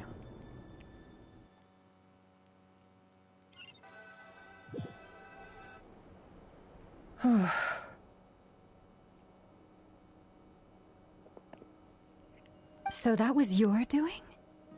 Did you just pull us inside Rerir's fragment to spy directly on his memories? Any more questions, and I'll have to start charging. I had no idea you could do that, boss! Seriously, that was amazing! We're not worthy. We're not worthy! I gotta admit, though, I'm itching to see what happens next. Feels like we barely scratched the surface. I'm just as curious as you are. But the ceremony only allows for limited time inside. That's all we can see for now. Luckily, we managed to learn quite a lot. So far, so good. I just hope the others are doing okay too. Especially the group with the Traveler. Their mission is a risky one. Let's hope it's all going smoothly. It definitely went smoothly. If you're worried... And make sure it's all coherent. I'll stay behind to lend a hand, but...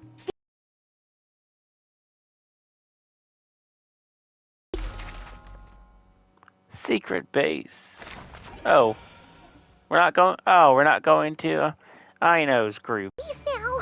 These things just won't quit. It's been 2 days. They might not have seen us yet, but them constantly sweeping the area, our way out is completely blocked. Oh, that's never gonna work. One little slip up and it's game over.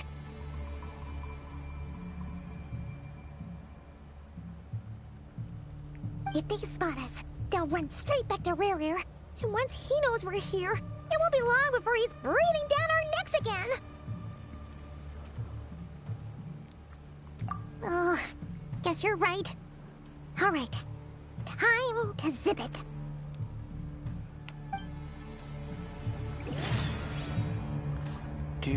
Almost to 56. Yay, 30 Prima gems.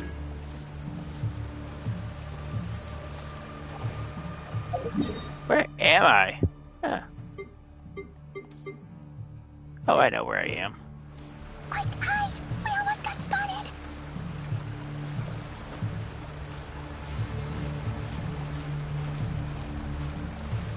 Sneaking! Sneaking! Sneaking! That was a close call.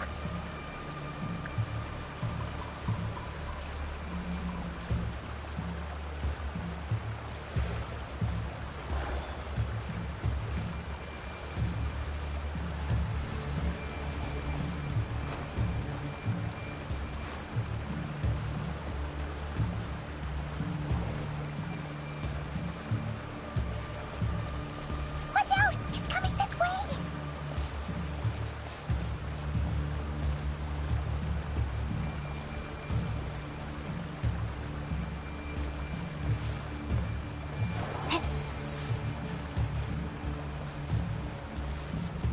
Keep going. We're nearly there. This is the final hurdle.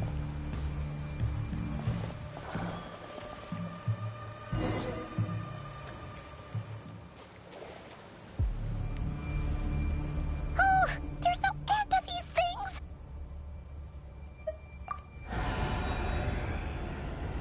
Oh.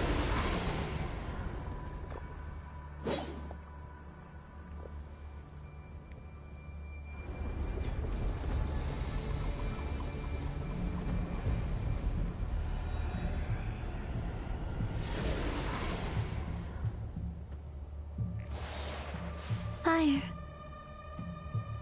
Fire? Wait, what's that smell? Oh no, there's a fire! Only one person I know. Oh, there's several people.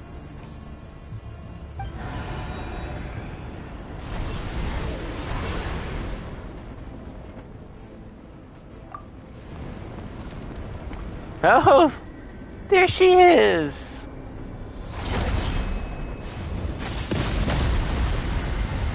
Oh.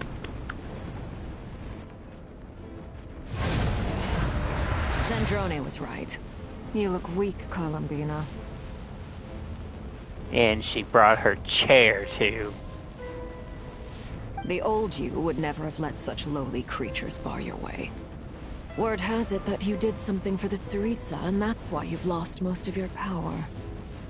Freedom comes at a heavy price, doesn't it? It's Arlecchino! You came! Yay! We're saved! Hello again, Columbina. And greetings, guests of the House of the Hearth. Yay, we're still guests! It's been a while, Arlecchino. Awesome, we're still guests.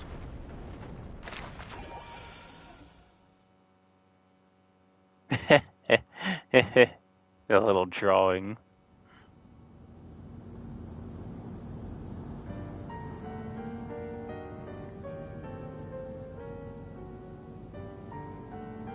Stupid right here of stupid Solnari.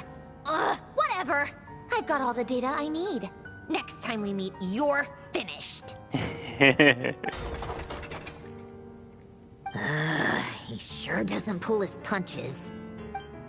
Excuse me, do you need a hand? You can do me a favor by staying out of my way. Can't you see I'm busy? Wait a minute. I recognize that voice. Yes! Hello, Miss Sandrone. Father sent us over to help. Yay! How considerate of her. Hey, Fremine, get over here and help me fix this. Lenny, you do your thing. Just keep your sister away from my machines. Nearly every machine that cat girl touches ends up going haywire. Go put her on cleaning duty or something.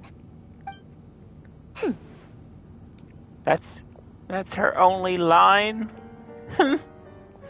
Her voice actress got paid for a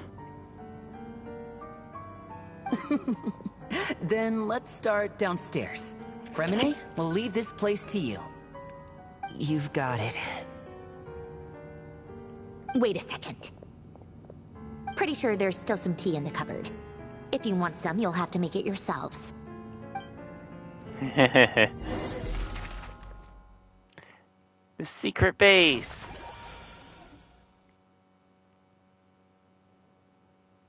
Arlenkino.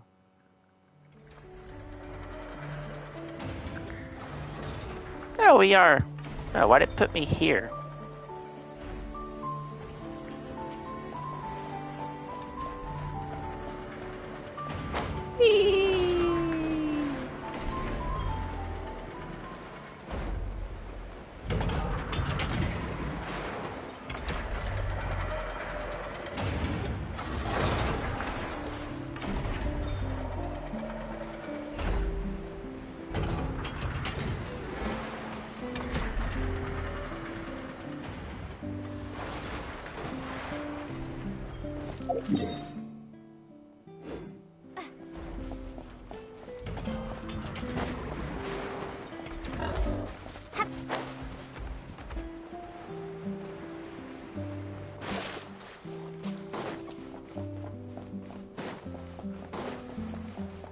Do not get distracted, Gadriel. You don't have time for distractions.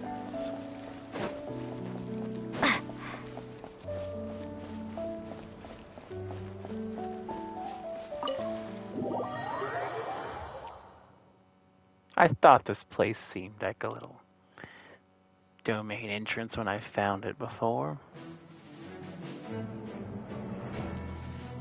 It's a relief to see you all made it back in one piece. Huh? Feels like there's quite a few people missing.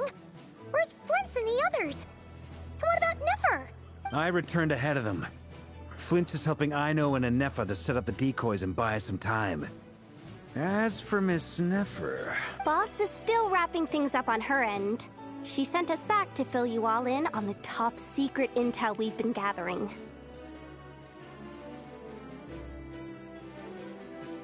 I see. Then let's get right into it. But first, who do we have here?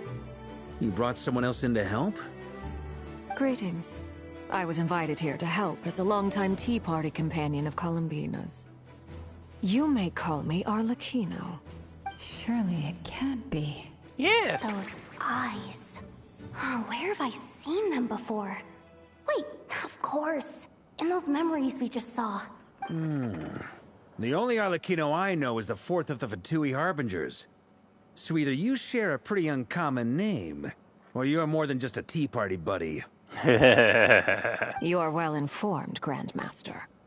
A man from Mondstadt living all the way out here in Nodcry, and yet the people and affairs of Snezhnaya seem to hold a special place in your heart. Oh, the feeling's mutual. Sounds like you know all about who I am, too. A Fatui harbinger. Yes. The atmosphere in here just got really tense. Guess we can't just start trusting Fatui harbingers, even at a time like this. I must admit, though, I'm a little curious. Seeing as the moon goddess no longer belongs to the Fatui, what makes you so willing to put your neck on the line here? Nor does Nodcry belong to Mondstadt, Mr. Varka. Yet still, you're fighting for it all the same. Things don't always have to have a tangible payoff. Sometimes, stopping things from spiraling out of control is a higher priority than chasing the spoils of victory.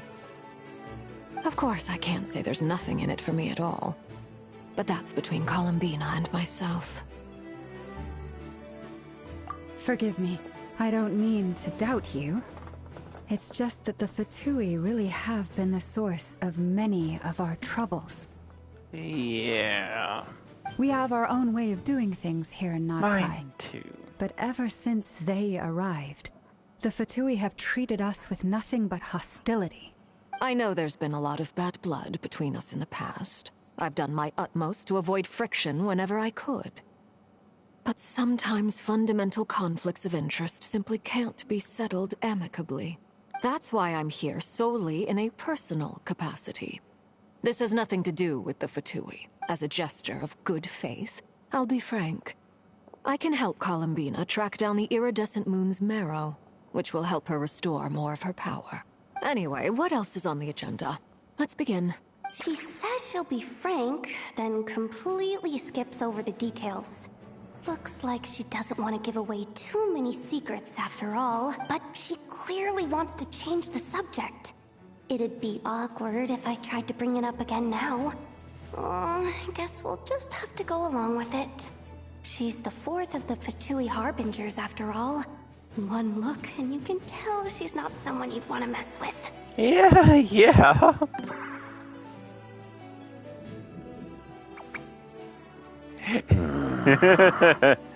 Her expressions are so cool. Well, since Miss Arlecchino sounds confident in her ability to handle that, we'll proceed to the next topic. Yehoda, time to share that top-secret intel. Alright, listen up everyone. First, we now know that Rerir was originally a Conrian secret agent whose primary mission was to hunt down and assassinate the so-called Dregs of the Crimson Moon. Oh? The Dregs of the Crimson Moon? Mm-hmm. In the memories, there was a lot of talk about the Crimson Moon and Eclipse, and a whole bunch of other stuff from the time of Conria. To my knowledge, those were the names of two different Conrian dynasties.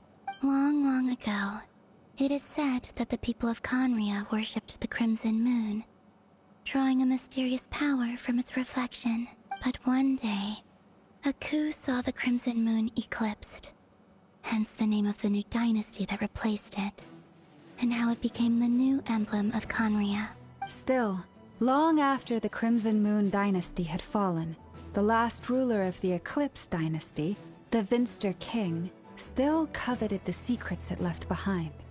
So, he sent the Rehir of Solnari to secretly hunt down the Crimson Moon's few remaining followers. In those days, Rerir showed no signs of madness. In fact, he was as normal as any other person.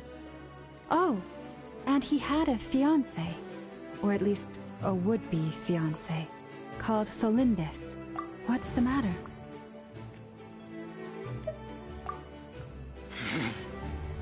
Stephanie, Granddaughter, Flinders. I know Rhine daughter. Interesting. Anything else? What about this would-be fiancé of his? Do we know anything about her? Well, she was a researcher at the Universitas Magistrorum, but it felt like she was hiding some kind of secret. Oh, and one more thing. For some reason, Rerir's fragment also contains some of Tholindis' memories. Well, no shortage of potential leads, I'll give you that. In any case, it sounds like we can conclude that while Thelindis was still around, Rarier appeared to be lucid and quite normal. Thelindis, it seems, must have been the one thing in this world that he couldn't let go of. Tell me, though, were these pure-blood Conorians we're talking about here? Why do you need to know that? Hold on. If she was a pure-blood Conrian... Oh yeah! Just like how it was with the captain! Oh no. If we could somehow find her, do you think there's any chance Rarier might regain some of his sanity? It's possible, but it would take a miracle. We can't pin all our hopes on that. That merchant who Nefer knows, Dori Sangama Bay. Maybe we could hire her to look into it. All right, then. Let's keep working in our separate teams. Traveler, Paimon, Kutar, and Miss Arlecchino will go look for the iridescent moon's marrow. As for the others... On the way over here, I noticed that the Wild Hunt monsters had grown even more frenzied in their search for Kutar. At this rate, the people living here will be in grave danger too. So I'm thinking of gathering together some of our followers to go wipe them out. I'll head back to the curatorium and meet up with the boss. Feels good knowing we've all got something to be getting on with. Given that the Wild Hunt has been a lot more active lately, the Lightkeepers have likely begun their own operations too. If that is the case, someone will need to pass the news on to Flint's. I'll hold the fort for now. Then discuss our next move with Flint's, Aino, and Anefa when they get back. Alright then. Well, the clock's ticking. If that's everything, we'll be on our way. Yeah! We'd better get moving too. We'll try to buy you as much time as we can. Relax. Just do your thing. Now, I decided to call in some backup since things are getting so hairy. Our reinforcements should be here any minute now.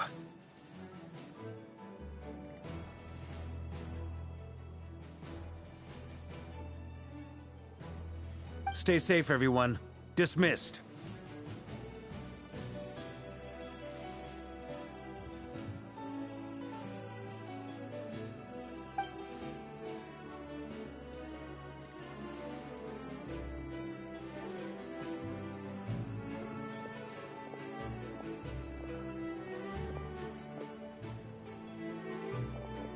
Ah, perfect timing. You're back. Did we get here a little early? Or a little late? A tad late. The others have already set off.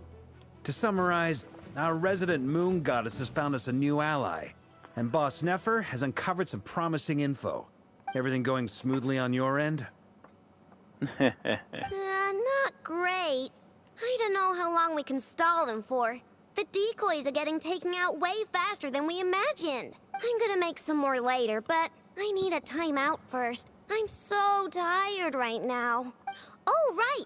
Inefa, could you fill in Uncle Varka on what we just discussed with Flint's? Sure.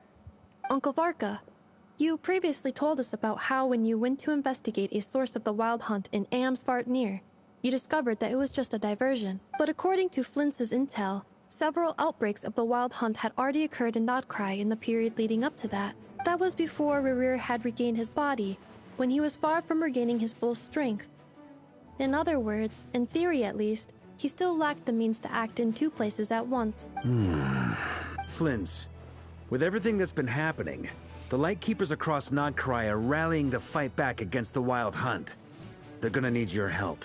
I know, I'm sure you're capable of coming up with something far more effective than decoys. But for now, you should stay here and get some rest.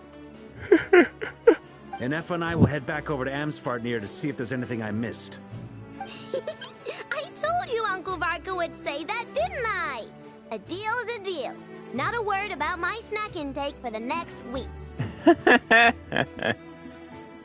Database updated. Reliability of Aino's predictions increased. What does that mean? They were betting on how you'd respond after hearing their intel. It's the obvious choice, isn't it? That's hardly worth betting on. We already decided that Anefa should go investigate the situation over at Amsvartnir on her own. You might as well stay here and keep watch. Someone needs to hang back and oversee our strategy meetings. And besides, You still haven't fully recovered from ambushing Rerir. So I've ended up with the easiest assignment. Well, I appreciate it, everyone. See you when you get back.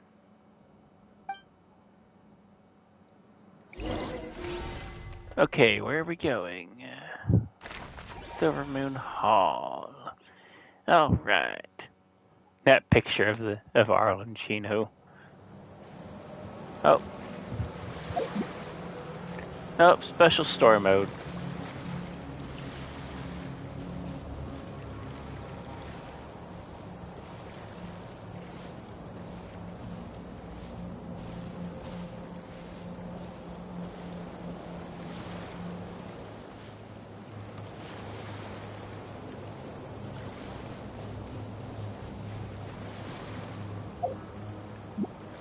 Oh, can't change party.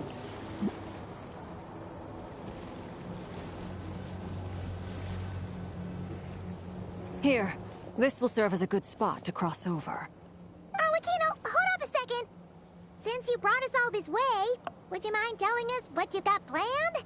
We still haven't got the slightest idea what's going on here. And if even Columbina doesn't know where the iridescent moon's marrow is, how do you? Simple. Because I am an inheritor of the royal bloodline of the Crimson Moon. And one of the last surviving embers of the Two Worlds' flames. Huh? Are you serious? Isn't you're a descendant of that Crimson Moon dynasty we were just talking about? Yeah. The one from ancient Conria? Your surprise is understandable. I was also taken aback when I first learned of it. But the more I thought about it, the more I realized the signs had been there all along. Yes. When I was young, I discovered I could wield a very special kind of fire. It coursed like blood through my veins and smoldered away inside my nerves. What's more, whenever I experienced strong bursts of emotion or drew too deeply on this power, it was like some kind of presence within the fire would begin to gnaw away at me, consuming me from the inside out. Exactly. That is why my hands are like this, too. At first, I saw it only as a curse, but once I became a harbinger, the Jester apprised me of the truth. Together with my own investigations, over the past few years, there are several things that I have gradually come to understand. For instance, take the so-called Crimson Moon. In truth, it is nothing more than the shattered remnants of the iridescent moon, fused with the abyss to prolong its lifespan. Oh? Since this blood flame was bestowed upon me by the Crimson Moon, it is a fusion of the iridescent moon's former power and the corruption of the abyss. You all understand the nature of the abyss well enough. I draw upon its power, and in return, it hungers for my soul. This strange blackness is the mark of corruption it has left behind. If I recall correctly, you once told me that if the corruption ever made it to your heart, you'd become a completely different person. Yes, and that's the reason I'm always careful not to push my power too far. It's essentially a never-ending tug-of-war. Oh, yeah. Whew. Sounds intense. Yes. Anyway, the rest of my story can wait. Is there anything else about the Crimson Moon or the Iridescent Moon that you're unclear about? Paimon has a question. So, the Crimson Moon that the Carians used to worship was actually the Iridescent Moon, right? Which was one of the three Moon Sisters. Does that mean that the Carians were to the Crimson Moon as the Frost Moon Scions are to the Frost Moon? So much of that history has been lost. We have no way of knowing exactly what they were like. But I would suspect that the Conrians weren't as devout in their moon worship as it might appear. The iridescent moon's remains simply served as their link to the Abyss. Later on, perhaps someone discovered a way to make direct contact with the Abyss. Or maybe there was some kind of ideological divide. Either way, a dissenting faction staged a coup and drove out the royal heirs of the Crimson Moon dynasty. Still, even with the dark sun looming high overhead, the Crimson Moon's glow never truly faded. If you want living proof, it's standing right before you. The first time we met, I sensed something familiar in your presence. When I looked at you, I felt I could see that mysterious red moon in the corner of my eye. In your flames, I saw its broken image, surrounded by a strange black aura. Well, I appreciate that you kept it to yourself.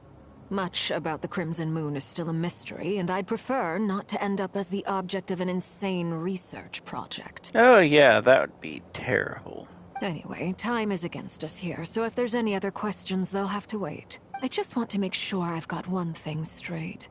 In her letter, Sandrone mentioned that since you are unable to contain the iridescent moon's marrow yourself, you intend to leave it in my custody.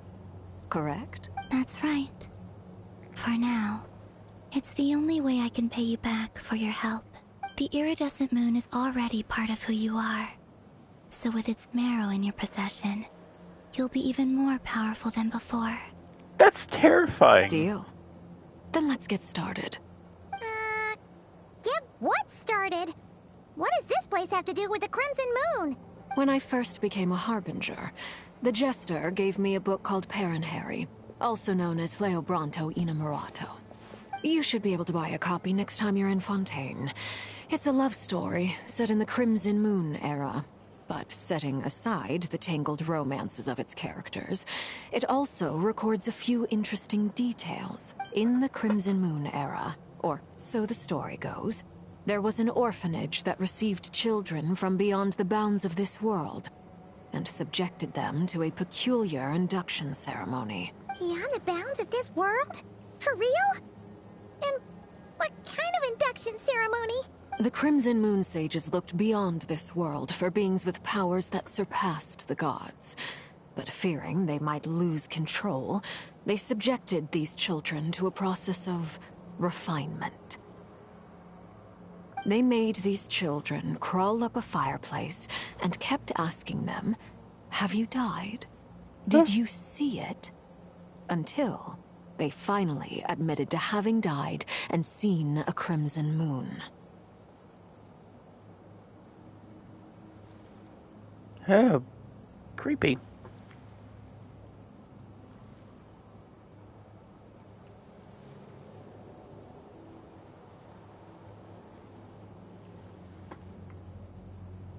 The adults embraced the children who passed the ritual, telling them, "Within the fireplace, you have traversed the flames between two worlds. Here and now, you are born anew."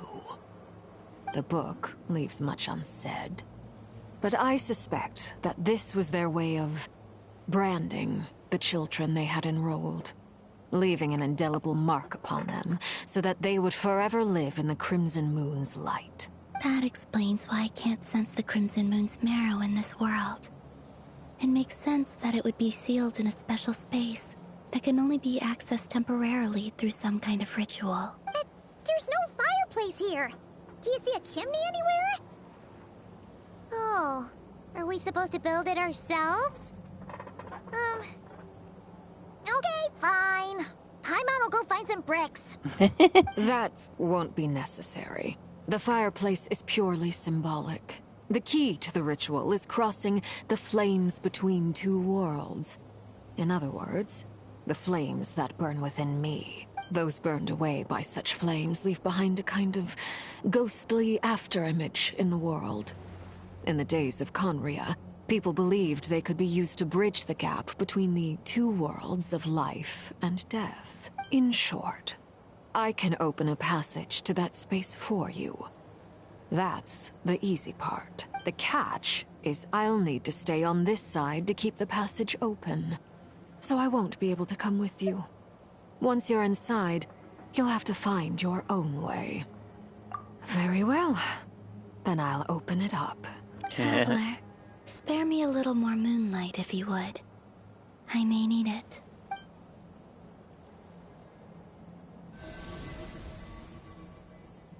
Thank you. I feel like I've recovered some of my strength now. It should be enough to move us across short distances and confront whatever dangers might await. Are we ready? Here we go.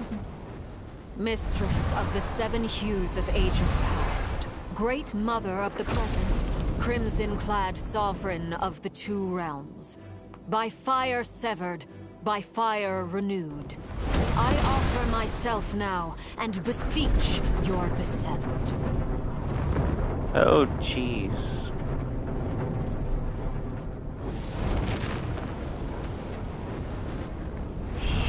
She can do all this.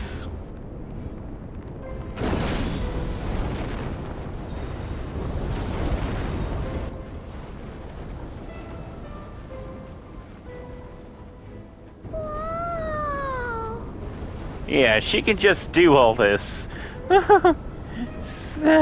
She's so scary. One word of advice. As you're crossing over, no matter what voices you hear, do not answer. Got it. I sense a sinister gloom inside, but also the familiar light of the moon. I feel that I am about to meet an old friend who has changed beyond all recognition. All right, let's go.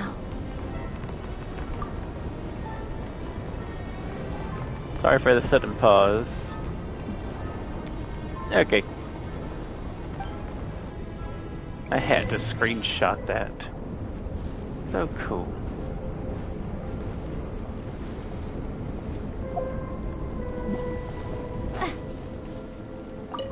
Seismic changes often begin with small windows of opportunity. This could be your window.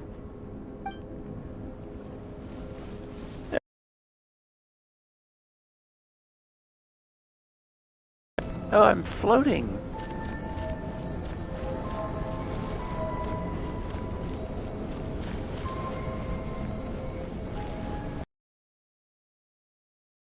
Okay, yeah, special story mode.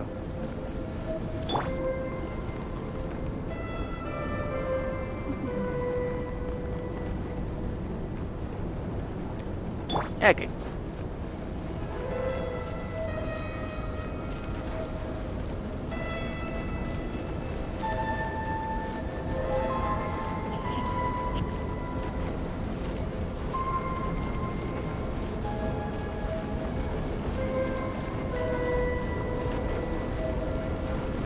Oh, boy.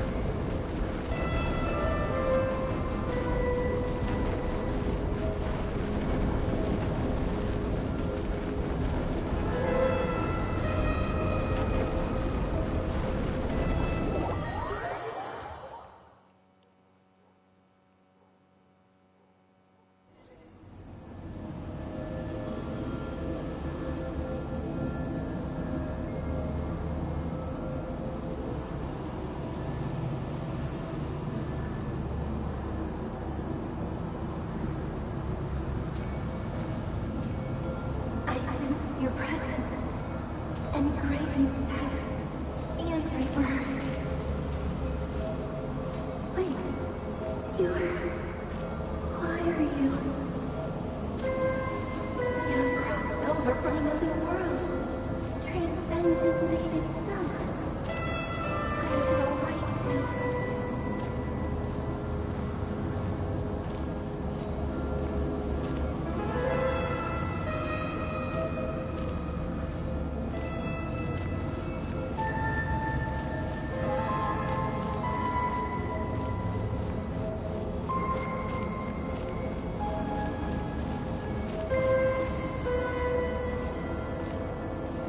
Yeah, this is crazy.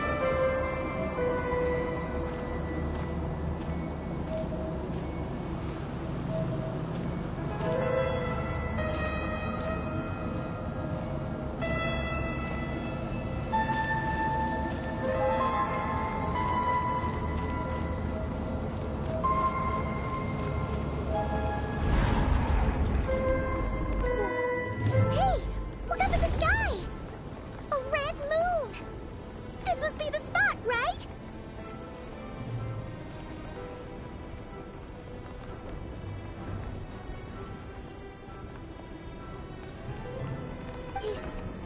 Is that the abyss? It's practically filled the entire place. What now?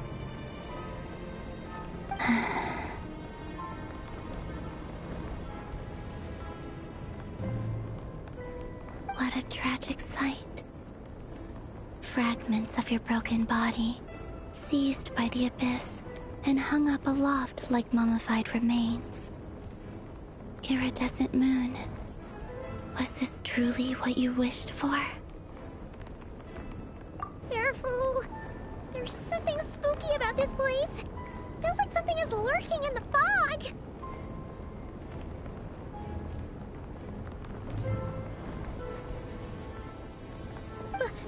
Haimon's right behind you.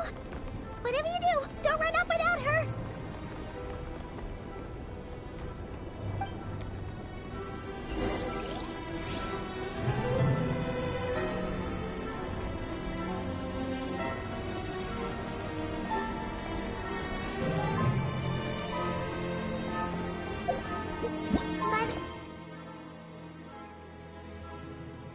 Wait, Columbina, didn't you tell us that the iridescent moon had shattered into pieces? The moon up there looks pretty whole to Paimon.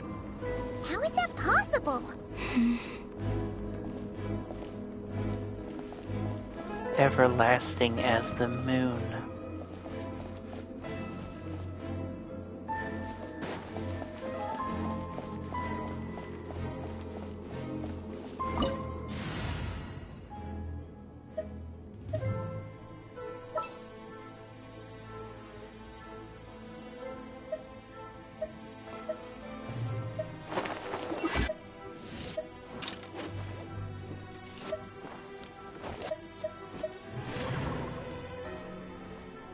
There you go, now you can come with us. Jeez. I can always come back to that later. Yeah.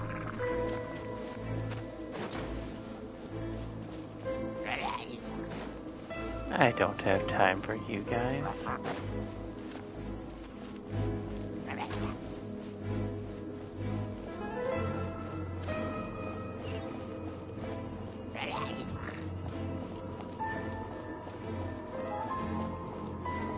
Just like I thought. It was only a facade. Oh, yeah, that's some cheeky stuff right there.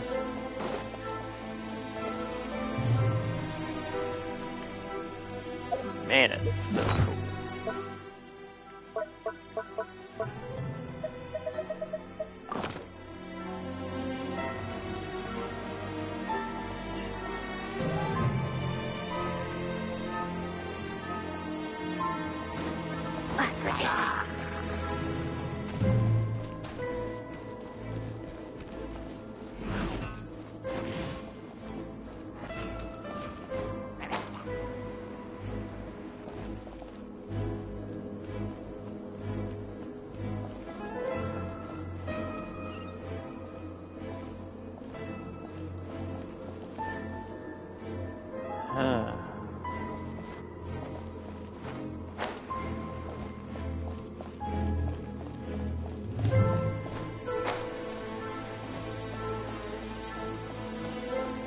Oh, a chest.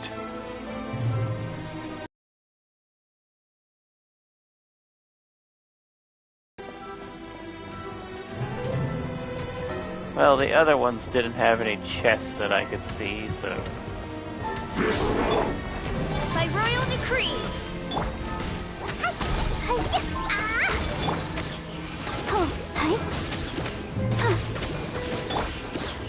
Blazing delight!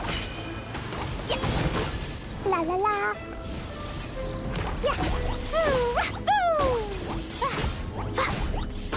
Yeah!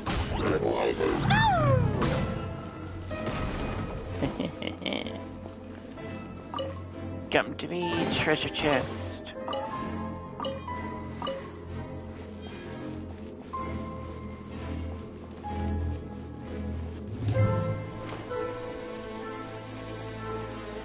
I didn't see a chest over there. That's the first visible chest.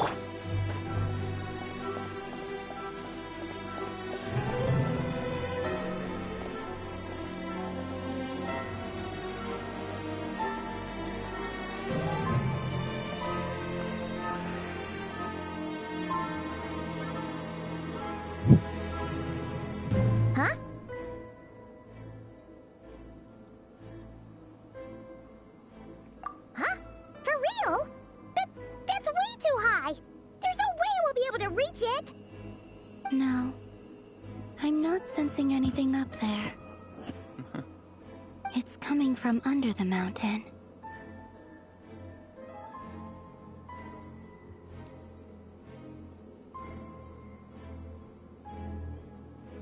Let's see. Ah! There's some kind of weird shadow over the water.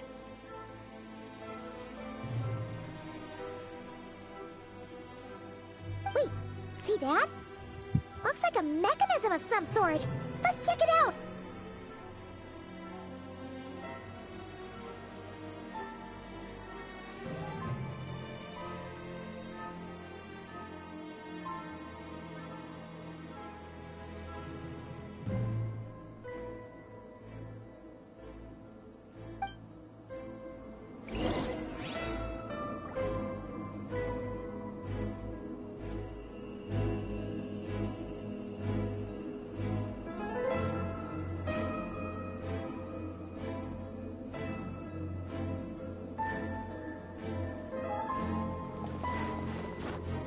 Oh dear. Whee! La la la!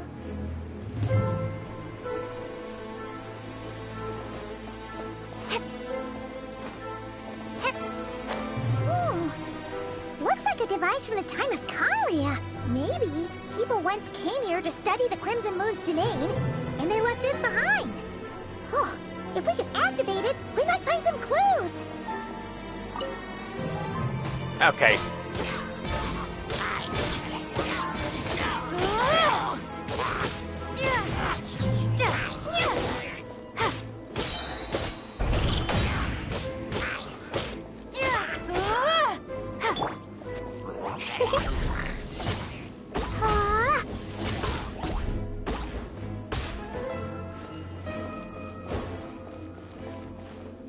Okay.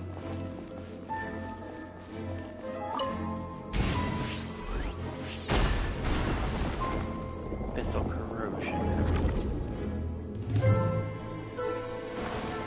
I know these globs. It's like the... Hey, look at that! Now that the mechanism's running, the shadow in the water looks different. Do you think these mechanisms might be the key to unlocking the secret? Thalindis, we'll leave the rest of the research in your hands. We'll be heading back now. I hope this isn't ruining date night. Ugh. Mind your own business. Just leave me some snacks on the table. Thalindis? Is that Rere's girlfriend? How come we're hearing her voice here? Oh yeah. So, do you think she was studying this strange space all along? The Abyss has made this space extremely unstable. Maybe that's why some of the things she said and did were preserved here. Like echoes. Or whenever I see this view, it takes me back to a poem from my childhood. Waning moon, oh lifeless damsel, weeping on the mountain crest. Mourning still in wistful tone, her fragile soul now laid to rest. For me, of all people, to be here investigating the mysteries of the Crimson Moon space. Is it a coincidence? Or something more?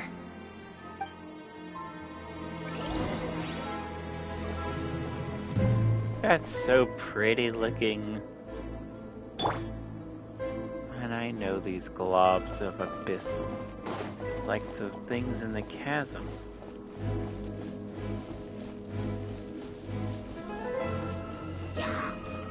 No, no sneaking past them.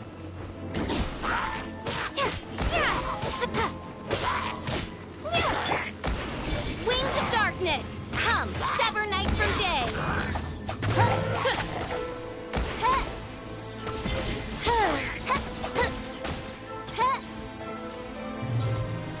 Looks like the stuff in the chasm.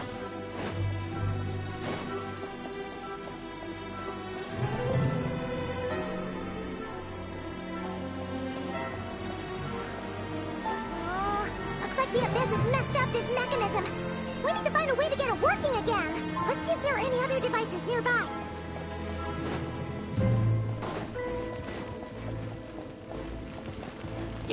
Oh. There's a chest. I have to beat them there. Ow.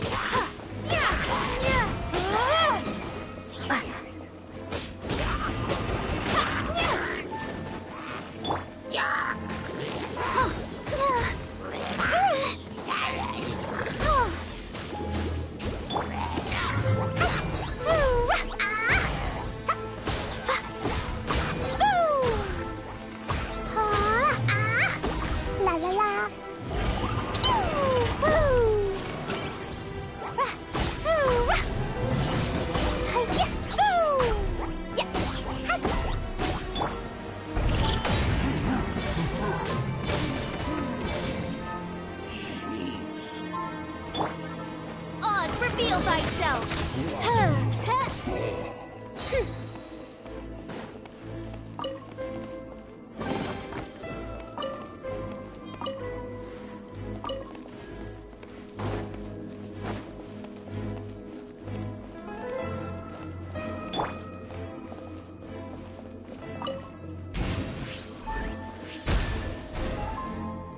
Yes.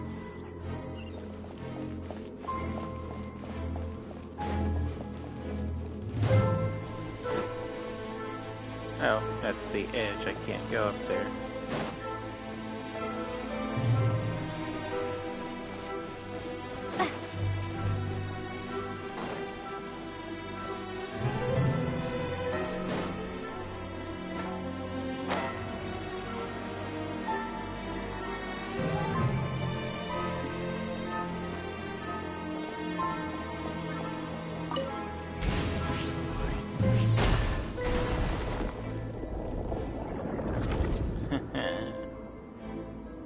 Yes, another one down. I see. So the moon marrow, or rather the power of the 3 moons, is the key to unlocking... Uh-oh, another. If it really does exist, then maybe this madness can finally be put to an end. A censored name, I get.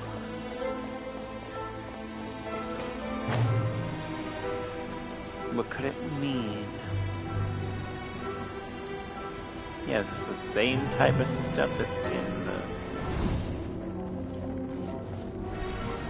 Don't touch that water. Oh! This is the same type of stuff that's in the chasm. Take cover behind the rocks!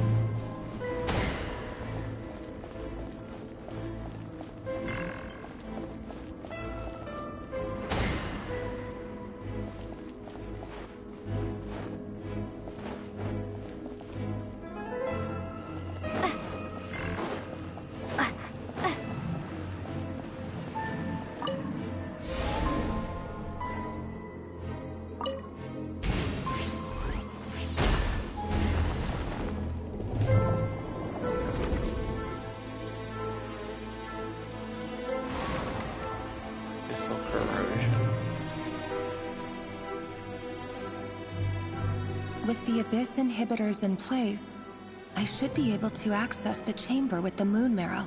Oh, Rerir, with every step you take, you're drifting further from what you truly desire. But you're not the root of the problem. Ever since that outsider set foot in Conria, the Vinster King has sunken deeper into madness. Oh. If only I could get my hands on that outsider.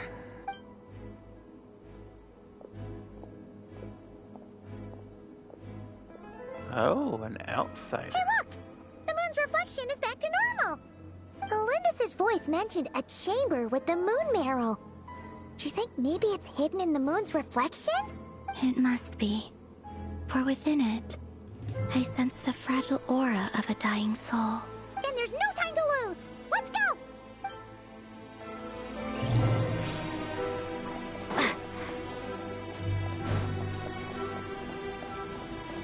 Safe to touch the water?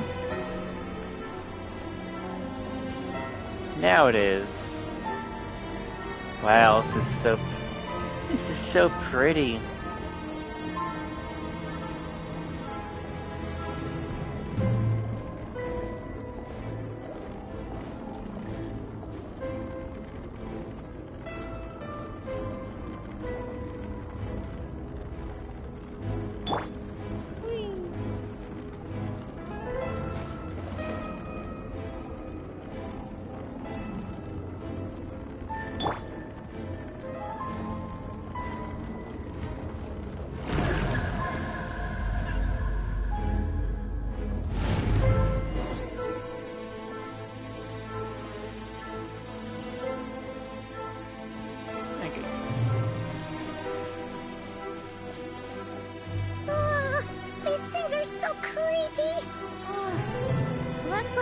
to destroy them if we want to get to the iridescent moon's marrow. More of these things, huh?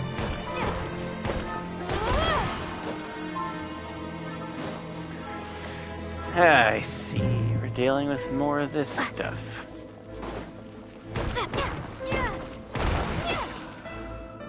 It's the chasm all over again. Party setup.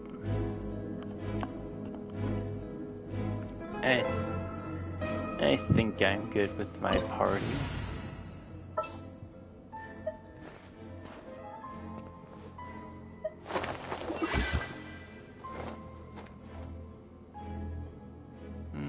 Yeah.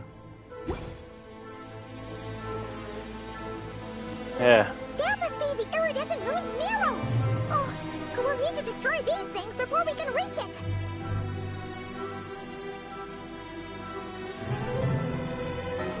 Not Rift Hounds. I hate Rift Hounds.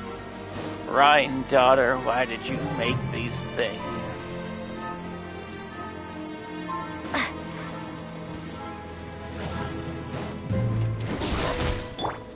By royal decree!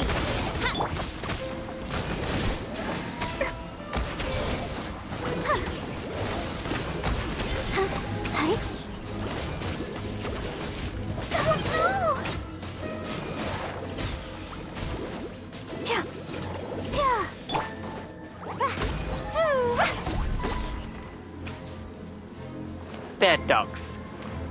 La la la. Woo! As you wish, mein Fräulein.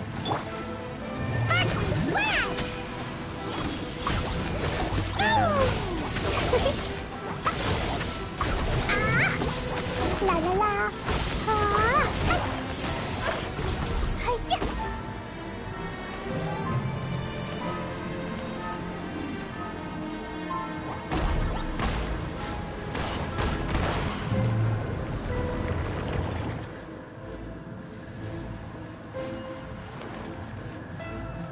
Yeah, big doggy. Fine, fine, boom!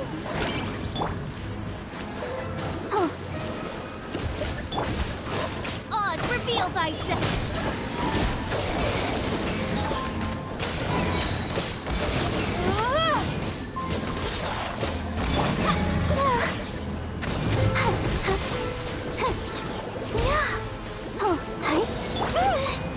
Midnight Phantasmagoria.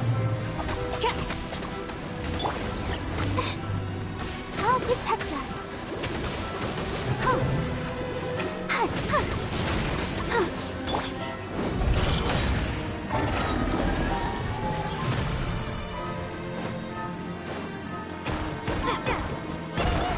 We're so close!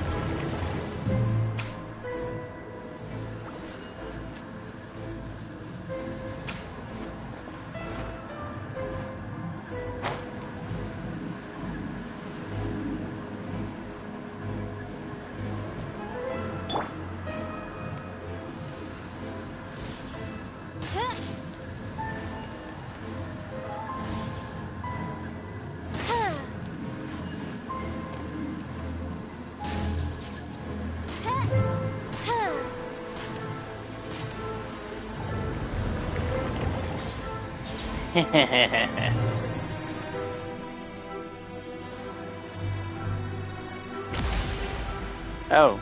Oh, right there it is.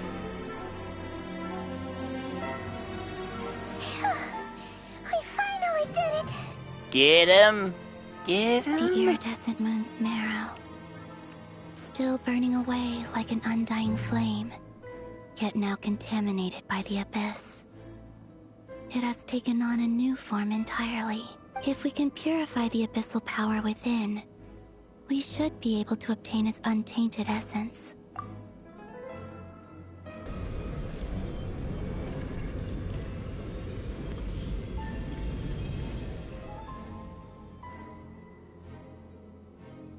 Oh.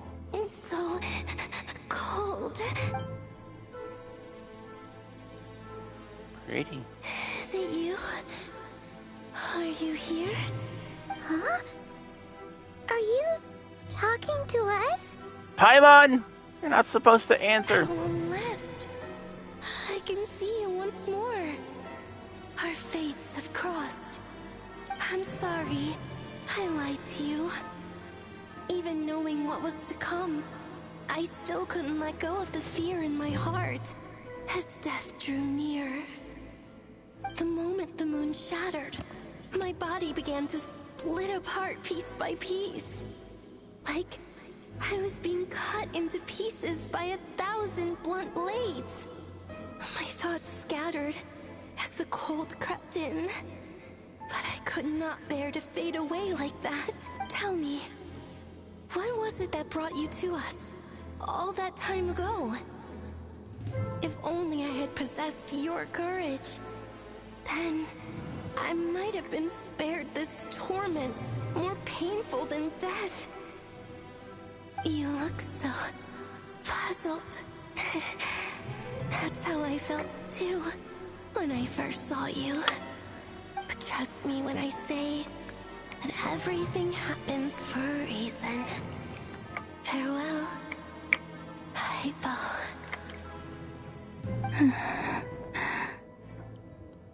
No? What was that all about? Was that the goddess of the iridescent moon? It sounded like she was speaking to a long-lost friend. But none of us have ever met her before, right? Perhaps. She took me for the goddess of the frost moon she once knew. For a fading soul like hers, our auras must be too similar to tell apart. But anyway, we've got the iridescent moon's marrow now. That should help you regain your strength, right? Alright. Time to leave this place and meet back up with Arlecchino. Let's...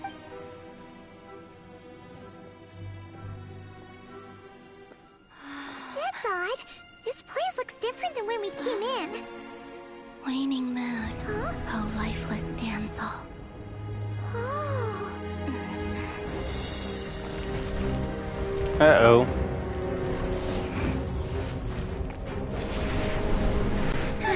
Hurry! The place is collapsing!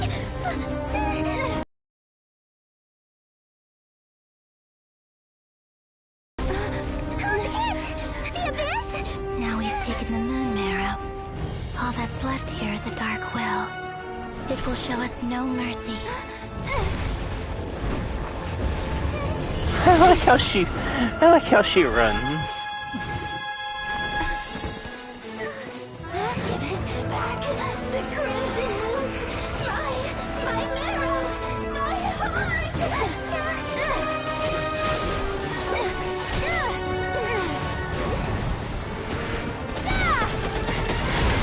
Awesome. There's the Geo. Finally! Huh? Oh no! The exit's blocked! They're back! Now what do we do? This is where you fall. Witness my rise. What are you waiting for?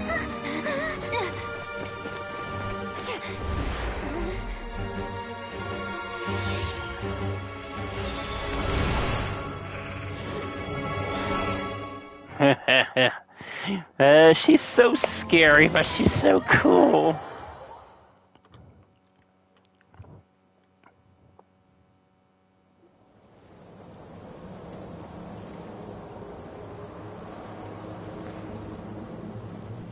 Oh, we made it! Was that you, Arlecchino? Did you save us? Wait, your hands! They're... Oh, this? Don't worry. It's a small price to pay. The Abyss wanted to trap you inside, and I defied its will by bringing you out. No wonder it's a little angry. No. I have paid the price, albeit a small one, and it cannot be undone. My hands have already fused with the Abyss. Purification would simply destroy whatever's left of them. But surely... Oh... We're so sorry, Arlecchino. Paimon can't believe you'd make a sacrifice like this for us. As much as I'd like to call it a favor, the truth is I was simply holding up my end of the deal. Well, Columbina. Yes. You did your part. And as promised, I will leave the iridescent moon's marrow in your care. From this day forth, may the two worlds' flames burn ever more brightly.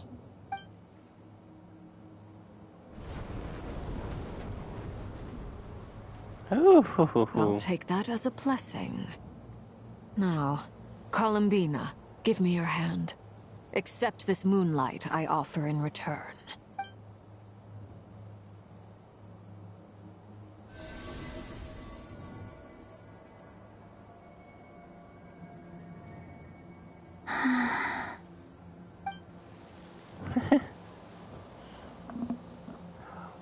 Feeling stronger? Hey,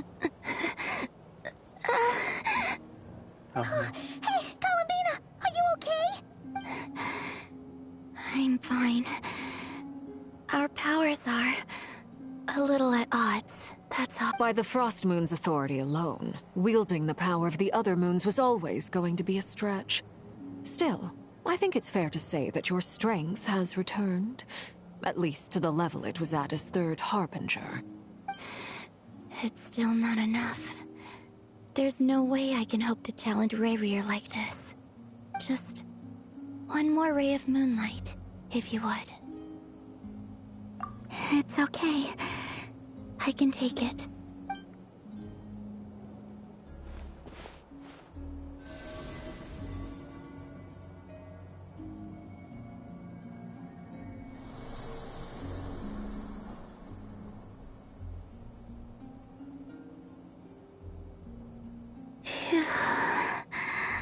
How about now? Fighting fit?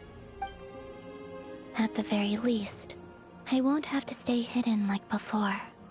I want to see him gone from Not Cry. The Rayheer of Solnari and his wild hunt must be sent back where they belong. Well, it's good to have something to aim for. You certainly seem more alive now than you did earlier. When I first met you, you didn't strike me as a ray of moonlight. More like a wisp of fog drifting in from who knows where, ready to scatter at the first sign of a breeze. But now, you're full of vitality. Just like the Frost Moon, once the brightest of them all. May you keep shining, Columbina. This is who you are.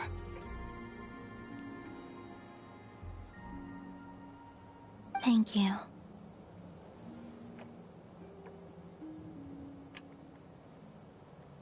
Look after yourself too, Arlecchino. I know you have plans of your own, and that's why you're always seeking to grow stronger.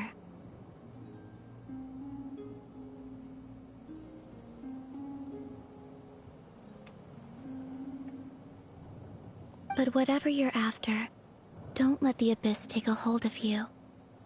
I do not wish to see you go down the same path as Rayrir.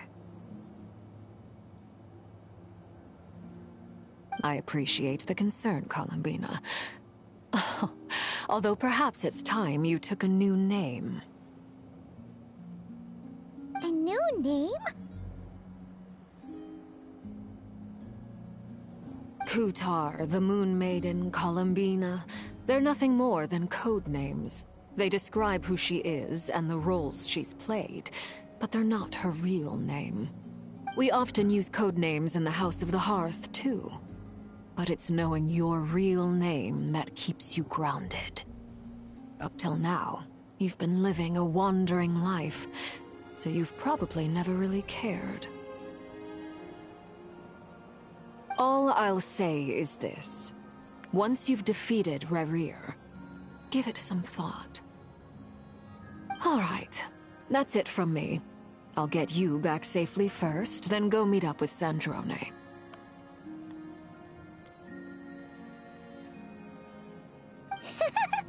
You're the best! I appreciate the gesture. It speaks to your good character. Anyway, let's get going. There are more urgent things to do right now than trade compliments. A nation that doesn't exist. Act 3 complete. It was a close call, but we got the iridescent moon's marrow and restored Columbina's strength. And that's all that matters. In other words, mission accomplished.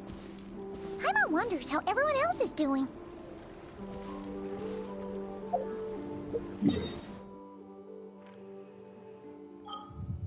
There's one thing to do first.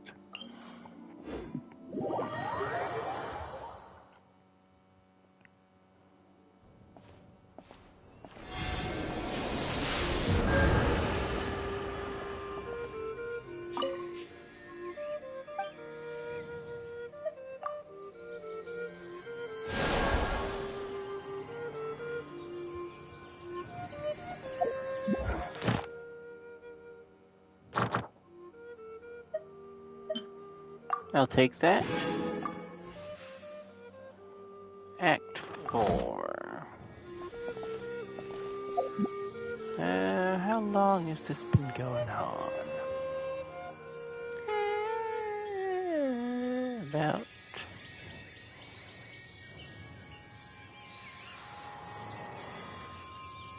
About 2 hours? It could be a bit longer. Let's see what goes on here. It's in such a weird... the base is in such a weird spot. We could go on for just a little bit.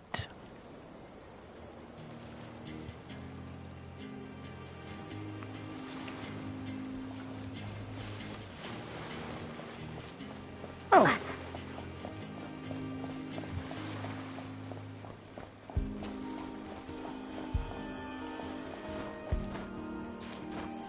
Hello, how did I miss you?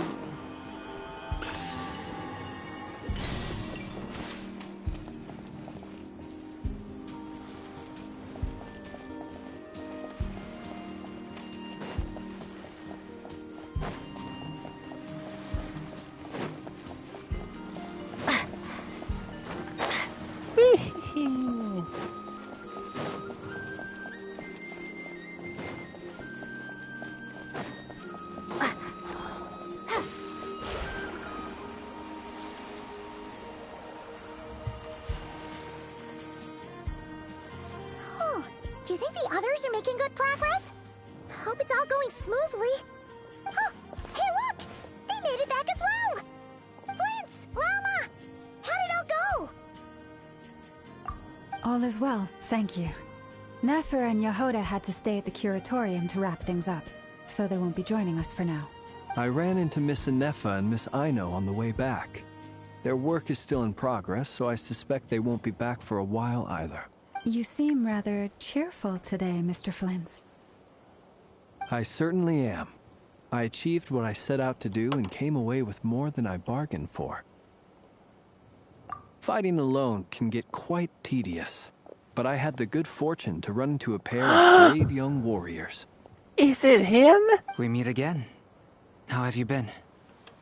Albedo! What are you doing here? Thankfully, tracking you down turned out to be a lot simpler than we envisaged. These two courageously lent me a hand while I was fighting the Wild Hunt. When they told me they were Servarka's colleagues, it all made sense. And given how people of outstanding talent tend to cross paths, it's no wonder you're already acquainted. So, who's your travel buddy, Albedo? Stop hiding back there, you little shy buddy. Why don't you come and introduce yourself?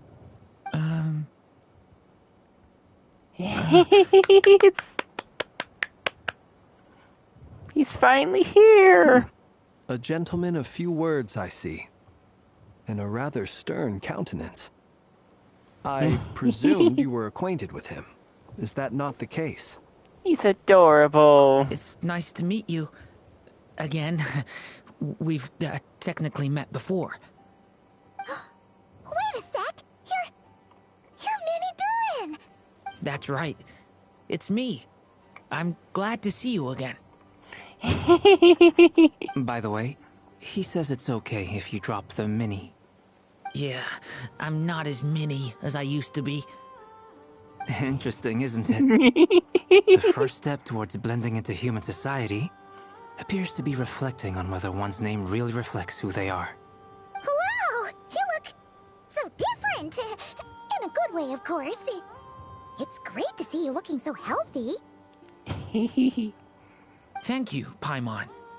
And although you're as mini as ever, I understand that diminutives don't always convey endearment. I'll be sure to simply call you Paimon, as a sign of my great respect for you. Wow! You're such a smooth talker now. Paimon could get used to this. From now on, you may refer to her as your esteemed guide, Paimon. Personally, I think our little Paimon is the perfect size. When people call her Little Paimon, it's just because she's so adorable that they can't help themselves. If that's not a sign of endearment, what is? You're absolutely right, Miss Lauma. My brother still has a long road ahead of him when it comes to understanding human relationships. Anyway, speaking of long journeys, didn't Columbina he's so adorable. I love how he talks. And yes, our emergency rations. She's been catching up with old friends. Wouldn't be surprised if she stopped for a cup of tea or 10 on the way back. Uh-oh. People are talking about me. Hope it's nothing negative.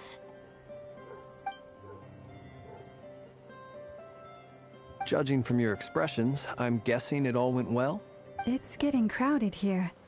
I'll go grab some chairs. No need. This is a job for an alchemist. I'll whip some up momentarily.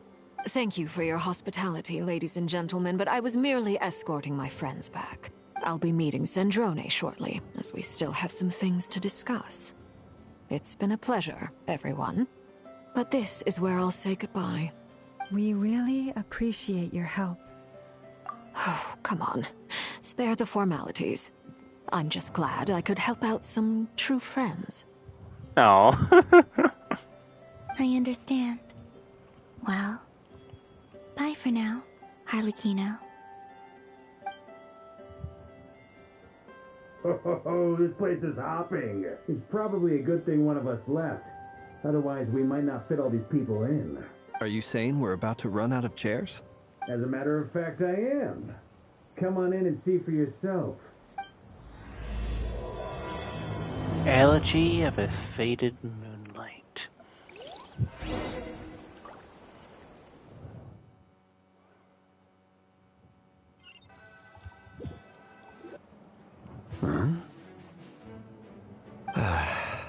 Dainslith! Yes!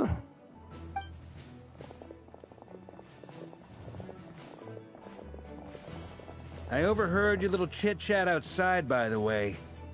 With Miss Columbina's colleague gone, we should be back to the original crew plus the other colleagues I brought in. Though, it looks like we have another new face. Someone else managed to rope in a colleague, too? Frankly, you and Paimon are the only people I know here. This here is Dainslith, colleague of Tibet's greatest guide, Paimon, and greatest adventurer, the Traveler. Well, not exactly colleagues, more sort of friends. When someone else jumps in to do the announcing, you know you're speaking to someone important. Let's hear what he has to say. Note to self. Once Paimon knows your name, the rest of the world will soon follow.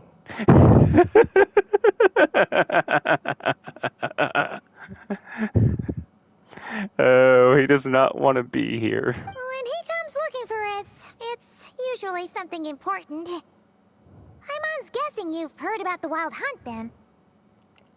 From the looks of it, you're about to hold a meeting.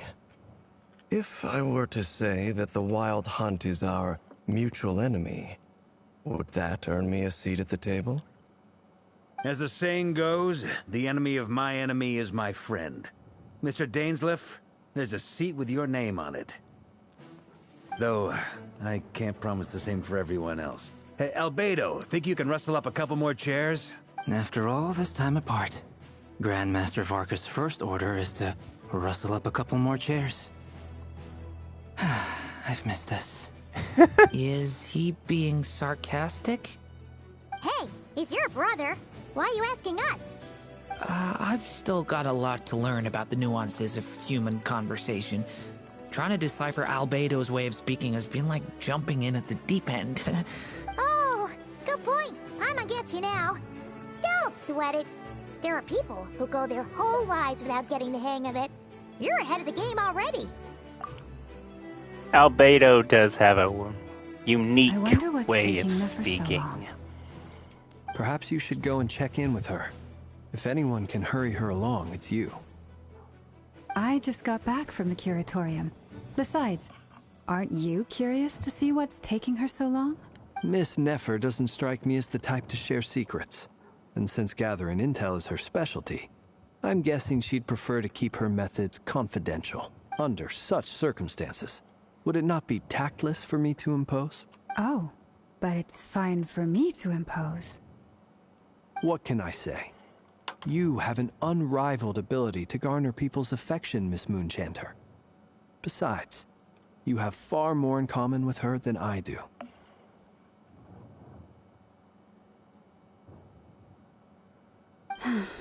All right, then.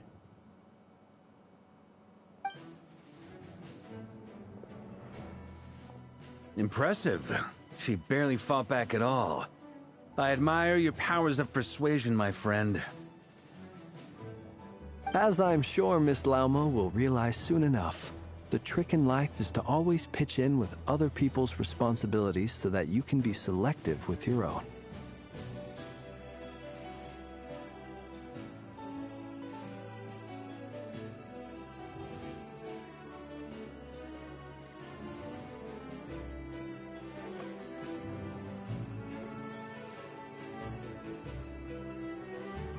Another trick is to simply hide in the background.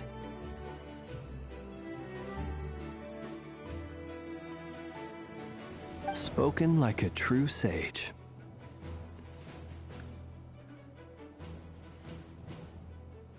Anyway, looks like we've got some time to kill before the meeting. Let's take a little breather, folks.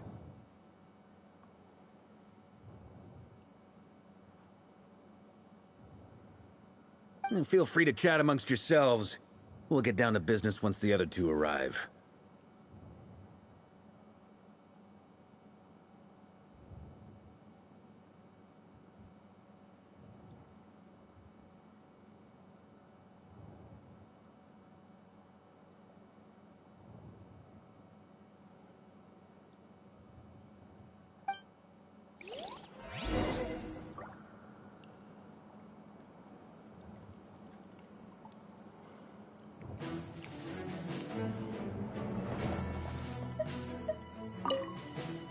You're both awfully quiet.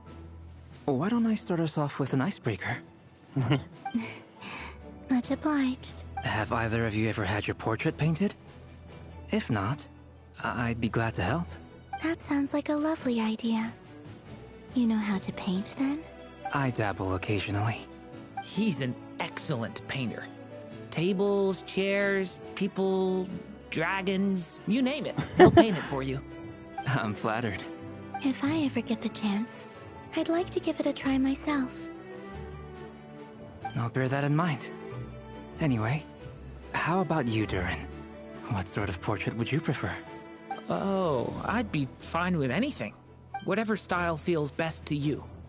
Very well. Then I'll play it by ear.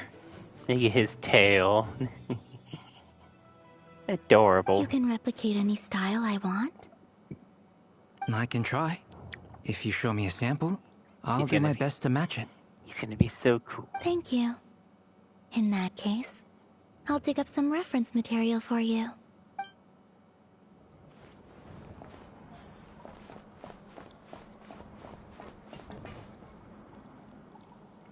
Is there something you'd like to say to me?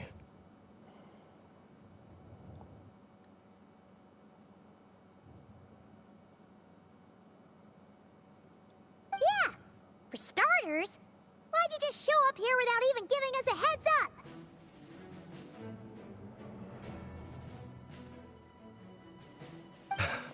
If you think back to our previous interactions, you may recall that that's hardly out of character for me. You do have a point there.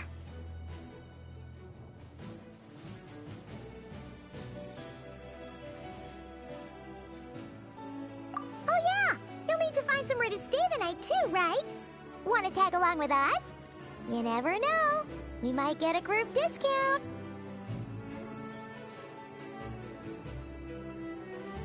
Sure, let's do that.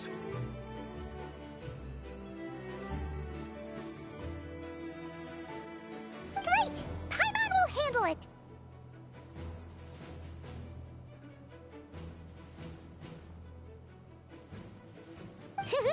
And in return, we can get Dainslift to be our very own personal bodyguard. If that's what you had in mind, you should have said so sooner. I'd be happy to help.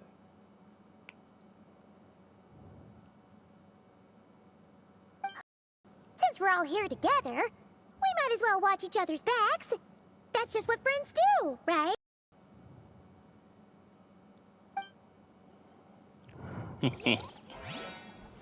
Hey, Barca. Can you Where are the horses, Varka? Where are the horses? Truth be told, I can't remember the last time I was in a meeting with so many people.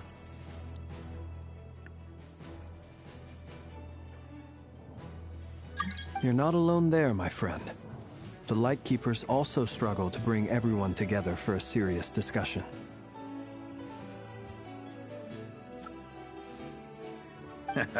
I don't doubt that. I've only ever met two Ratniki, one being you, and the other being that young guy, Itlua. Itlua is a good apple. I'll give him that. He's kind, honest, and regularly delivers supplies to my lighthouse. A true Ratnik to the core. So you're what? A fake Ratnik? That's what it sounds like you're saying. But I get the feeling that's not quite what you meant.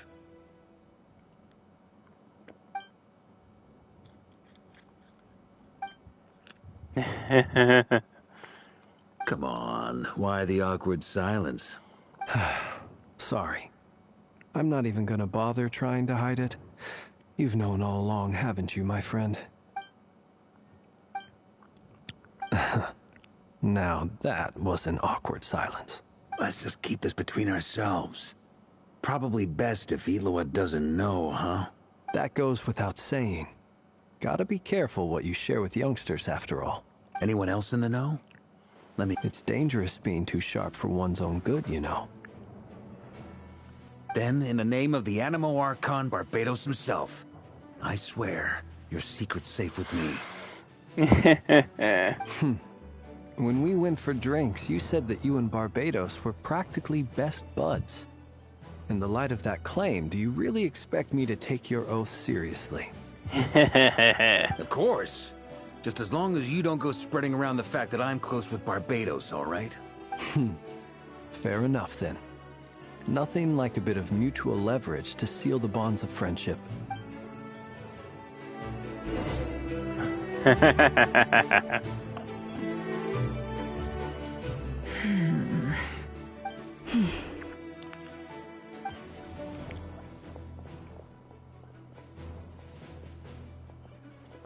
Ah, Miss Nefer. You made it after all. But what about Yehoda? I'm here to give you an update on how things are going on our end. Once this is over, I'll be heading straight back to continue my work. I left Yehoda back at the Curatorium to watch over things while I'm gone. Huh. So much for just this once. Shh! Not so loud! We're on a roll here. What if she remembers and suddenly decides to back out? Did you say something, Mr. Varka? Huh? I didn't say anything. Right, Flint's? Must have been a frog. They get so noisy around here at nighttime. It's like they're putting on a concert in the background. Anyway, before we begin, there's a few introductions to make. Let me start by saying that it's an honor to be speaking before so many distinguished colleagues and collaborators. First up, we have Miss Lauma. As Moon Chanter, she's the leader of the Frost Moon Scions, a local religious community in Nodcry. Then there's Miss Nefer, boss of the Curatorium of Secrets, an intel gatherer extraordinaire. Nefer is leading the investigation into Rerer's background, assisted by Yehoda and Lauma. From the little I've heard, they're making some great progress. Over here, we have Mr. Flintz, a ratnik and guardian of the abandoned lighthouse. In our last operation, he courageously distracted the Wild Hunt to buy time for the rest of us. For those of you who've never met, this is Mr. Albedo, a renowned alchemist and captain of the Knights of Favonius investigation team. By his side is a new face for us all, myself included, Mr. Durin, who has come to lend his aid. Next up, we have the Moon Maiden and former Fatui Harbinger, Miss Columbina. Then we have the Traveler, who's earned more titles than I could possibly hope to list out, so I'll spare you the rundown. And Paimon, the ultimate travel companion and quite possibly the best guide in all of Tevat. Wow! That's a lot of people! Great turnout! Miss Nefer, it looks like you might have another job coming your way, so, congratulations on the booming business, I guess. You think I haven't got enough on my hands as it is? Who's looking for me now? That would be me, Miss Nefer. I have a commission for you. And you are? Who I am doesn't matter right now. What does matter is that I'd like you to gather more intelligence about the Recher of Solnari. Well, it's not as if we never take on anonymous commissions. But in your case, I'll have to decline. I'm gonna take a wild guess and say your job's probably more hassle than it's worth. Something about you seems like bad news. It's my eyes, isn't it? Conrian, I assume. And what's with the mask? Are you trying to hide your identity? In any case, the fact that you're even still alive raises an awful lot of questions for me. My name is Dainsleif. And yes, I am from Conria. As I'm sure you're aware, the Recher of Solnari's real name is Rerir. He was once an acquaintance of mine. Really? Then you must have been quite an influential figure yourself. You flatter me, but none of that matters anymore. My point was simply to clarify why I have asked Miss Nefer to investigate Rerir's background. So you're both from Conria, and it sounds like you used to be friends? What am I missing here? Surely you already know how he became one of the Five Sinners. I'll tell you everything I know. The history of Conria, the names and identities of the Five Sinners. I remember it all like it was yesterday.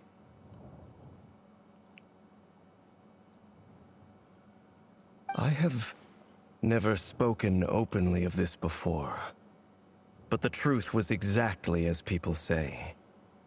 The Five Sinners were each driven by their own desires, and it was by playing upon these that the Abyss tempted them to their fall, tearing Conria apart in the process.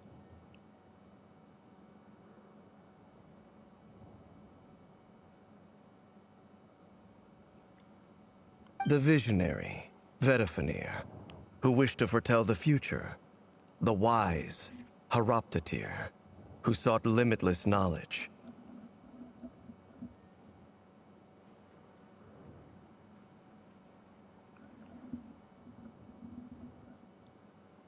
Gold, Rhindaughter, who desired to create life.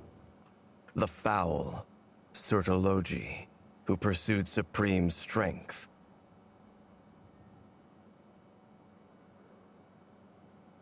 Rhindaughter.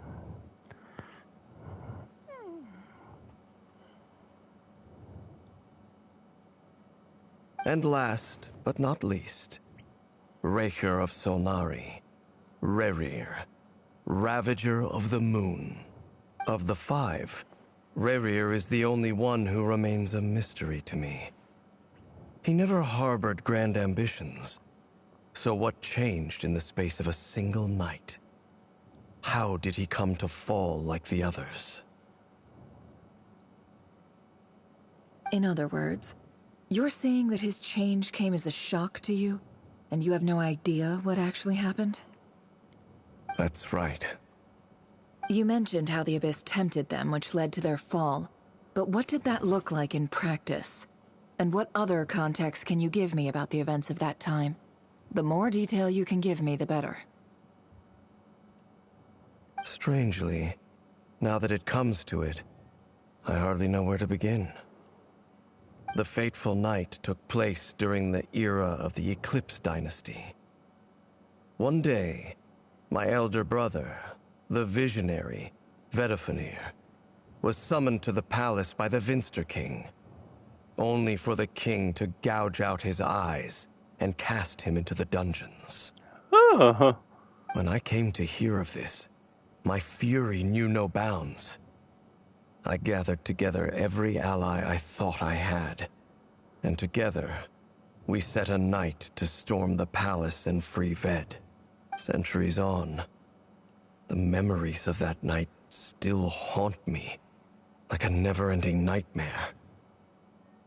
We broke through the palace gates, just like we had planned. But then, I was betrayed. Even Vedifenir, the very person I had come to rescue, abandoned me and partook of the Abyss's power. So, it's personal after all. Then tell me, Mr. Dainsleif, what price are you willing to pay? You, of all people, must know that nothing comes for free.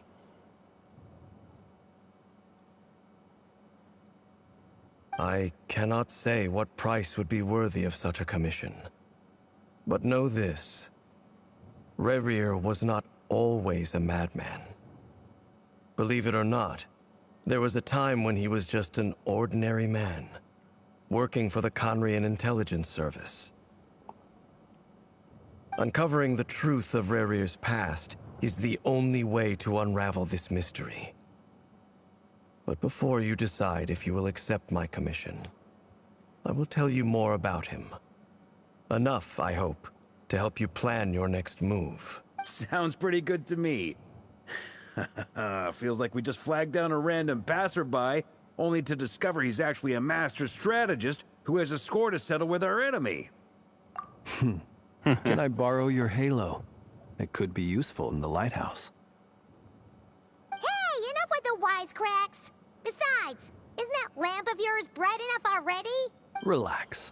It was meant to be a compliment. If that was a little over the top for your liking, I'll make sure to tone it down next time. I'll give your proposal some serious thought, Mr. Dainsleif. Let's speak in private once the meeting is over. Before that, there's a few things I'd like to share. Oh!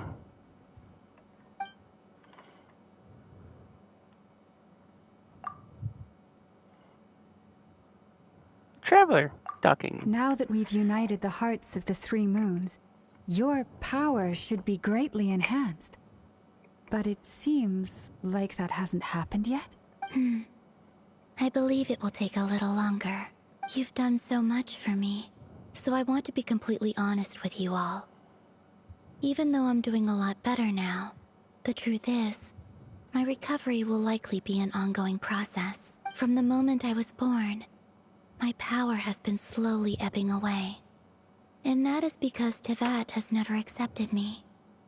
Even with the moons united as one, it seems my rejection cannot be undone. So far, I have yet to find a solution. It may turn out to be a problem that will plague me until the day I finally leave this place behind. Even so, I will do everything in my power to help you drive out the Rehir of Solnari. As Arlecchino put it, this is not about chasing the spoils of victory.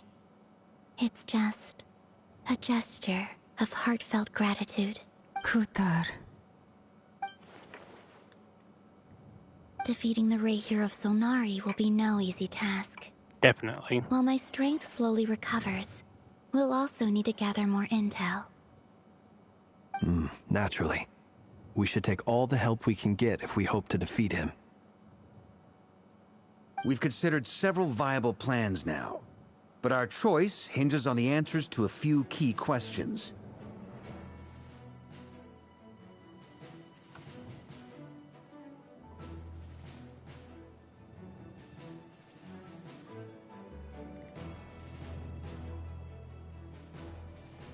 Is it even possible to kill Rerir? What experiences shaped the person or monster he became? And what's he really after?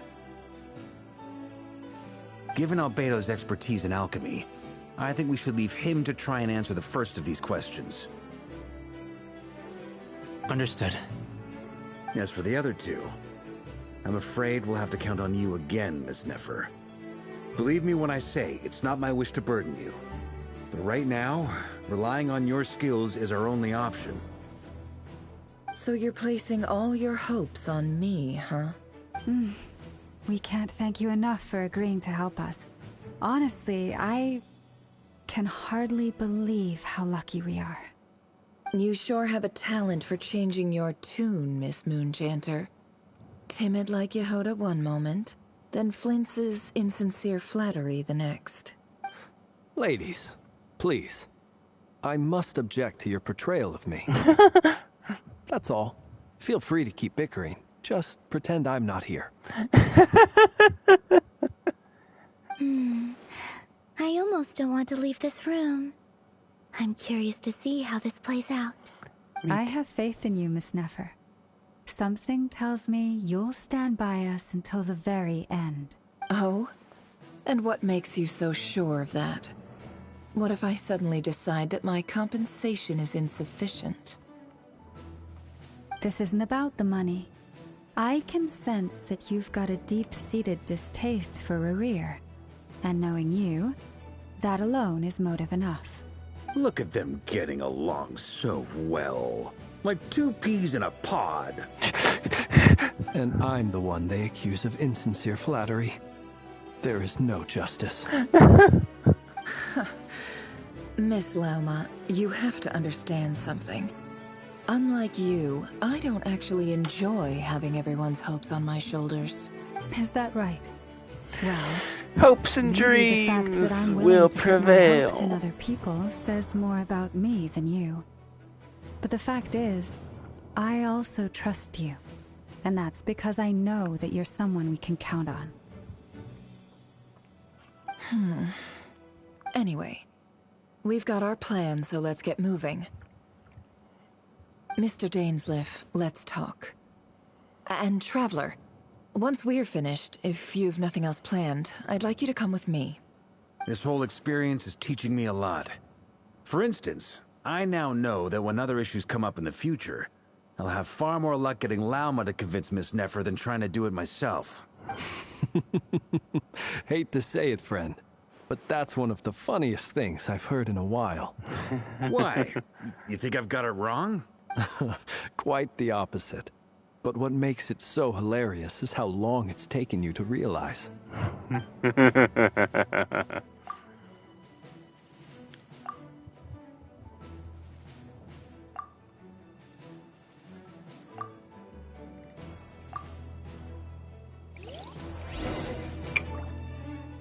Okay, hopefully I can take a pause. Okay. I think I'm gonna maybe take a pause here. I've been looking up. It seems like it might be a bit of a longer quest than what I want to have planned for this, considering how I have this late upload. So I'll be seeing y'all pretty soon. I'll make sure not to play the story until I do the next video. Goodbye.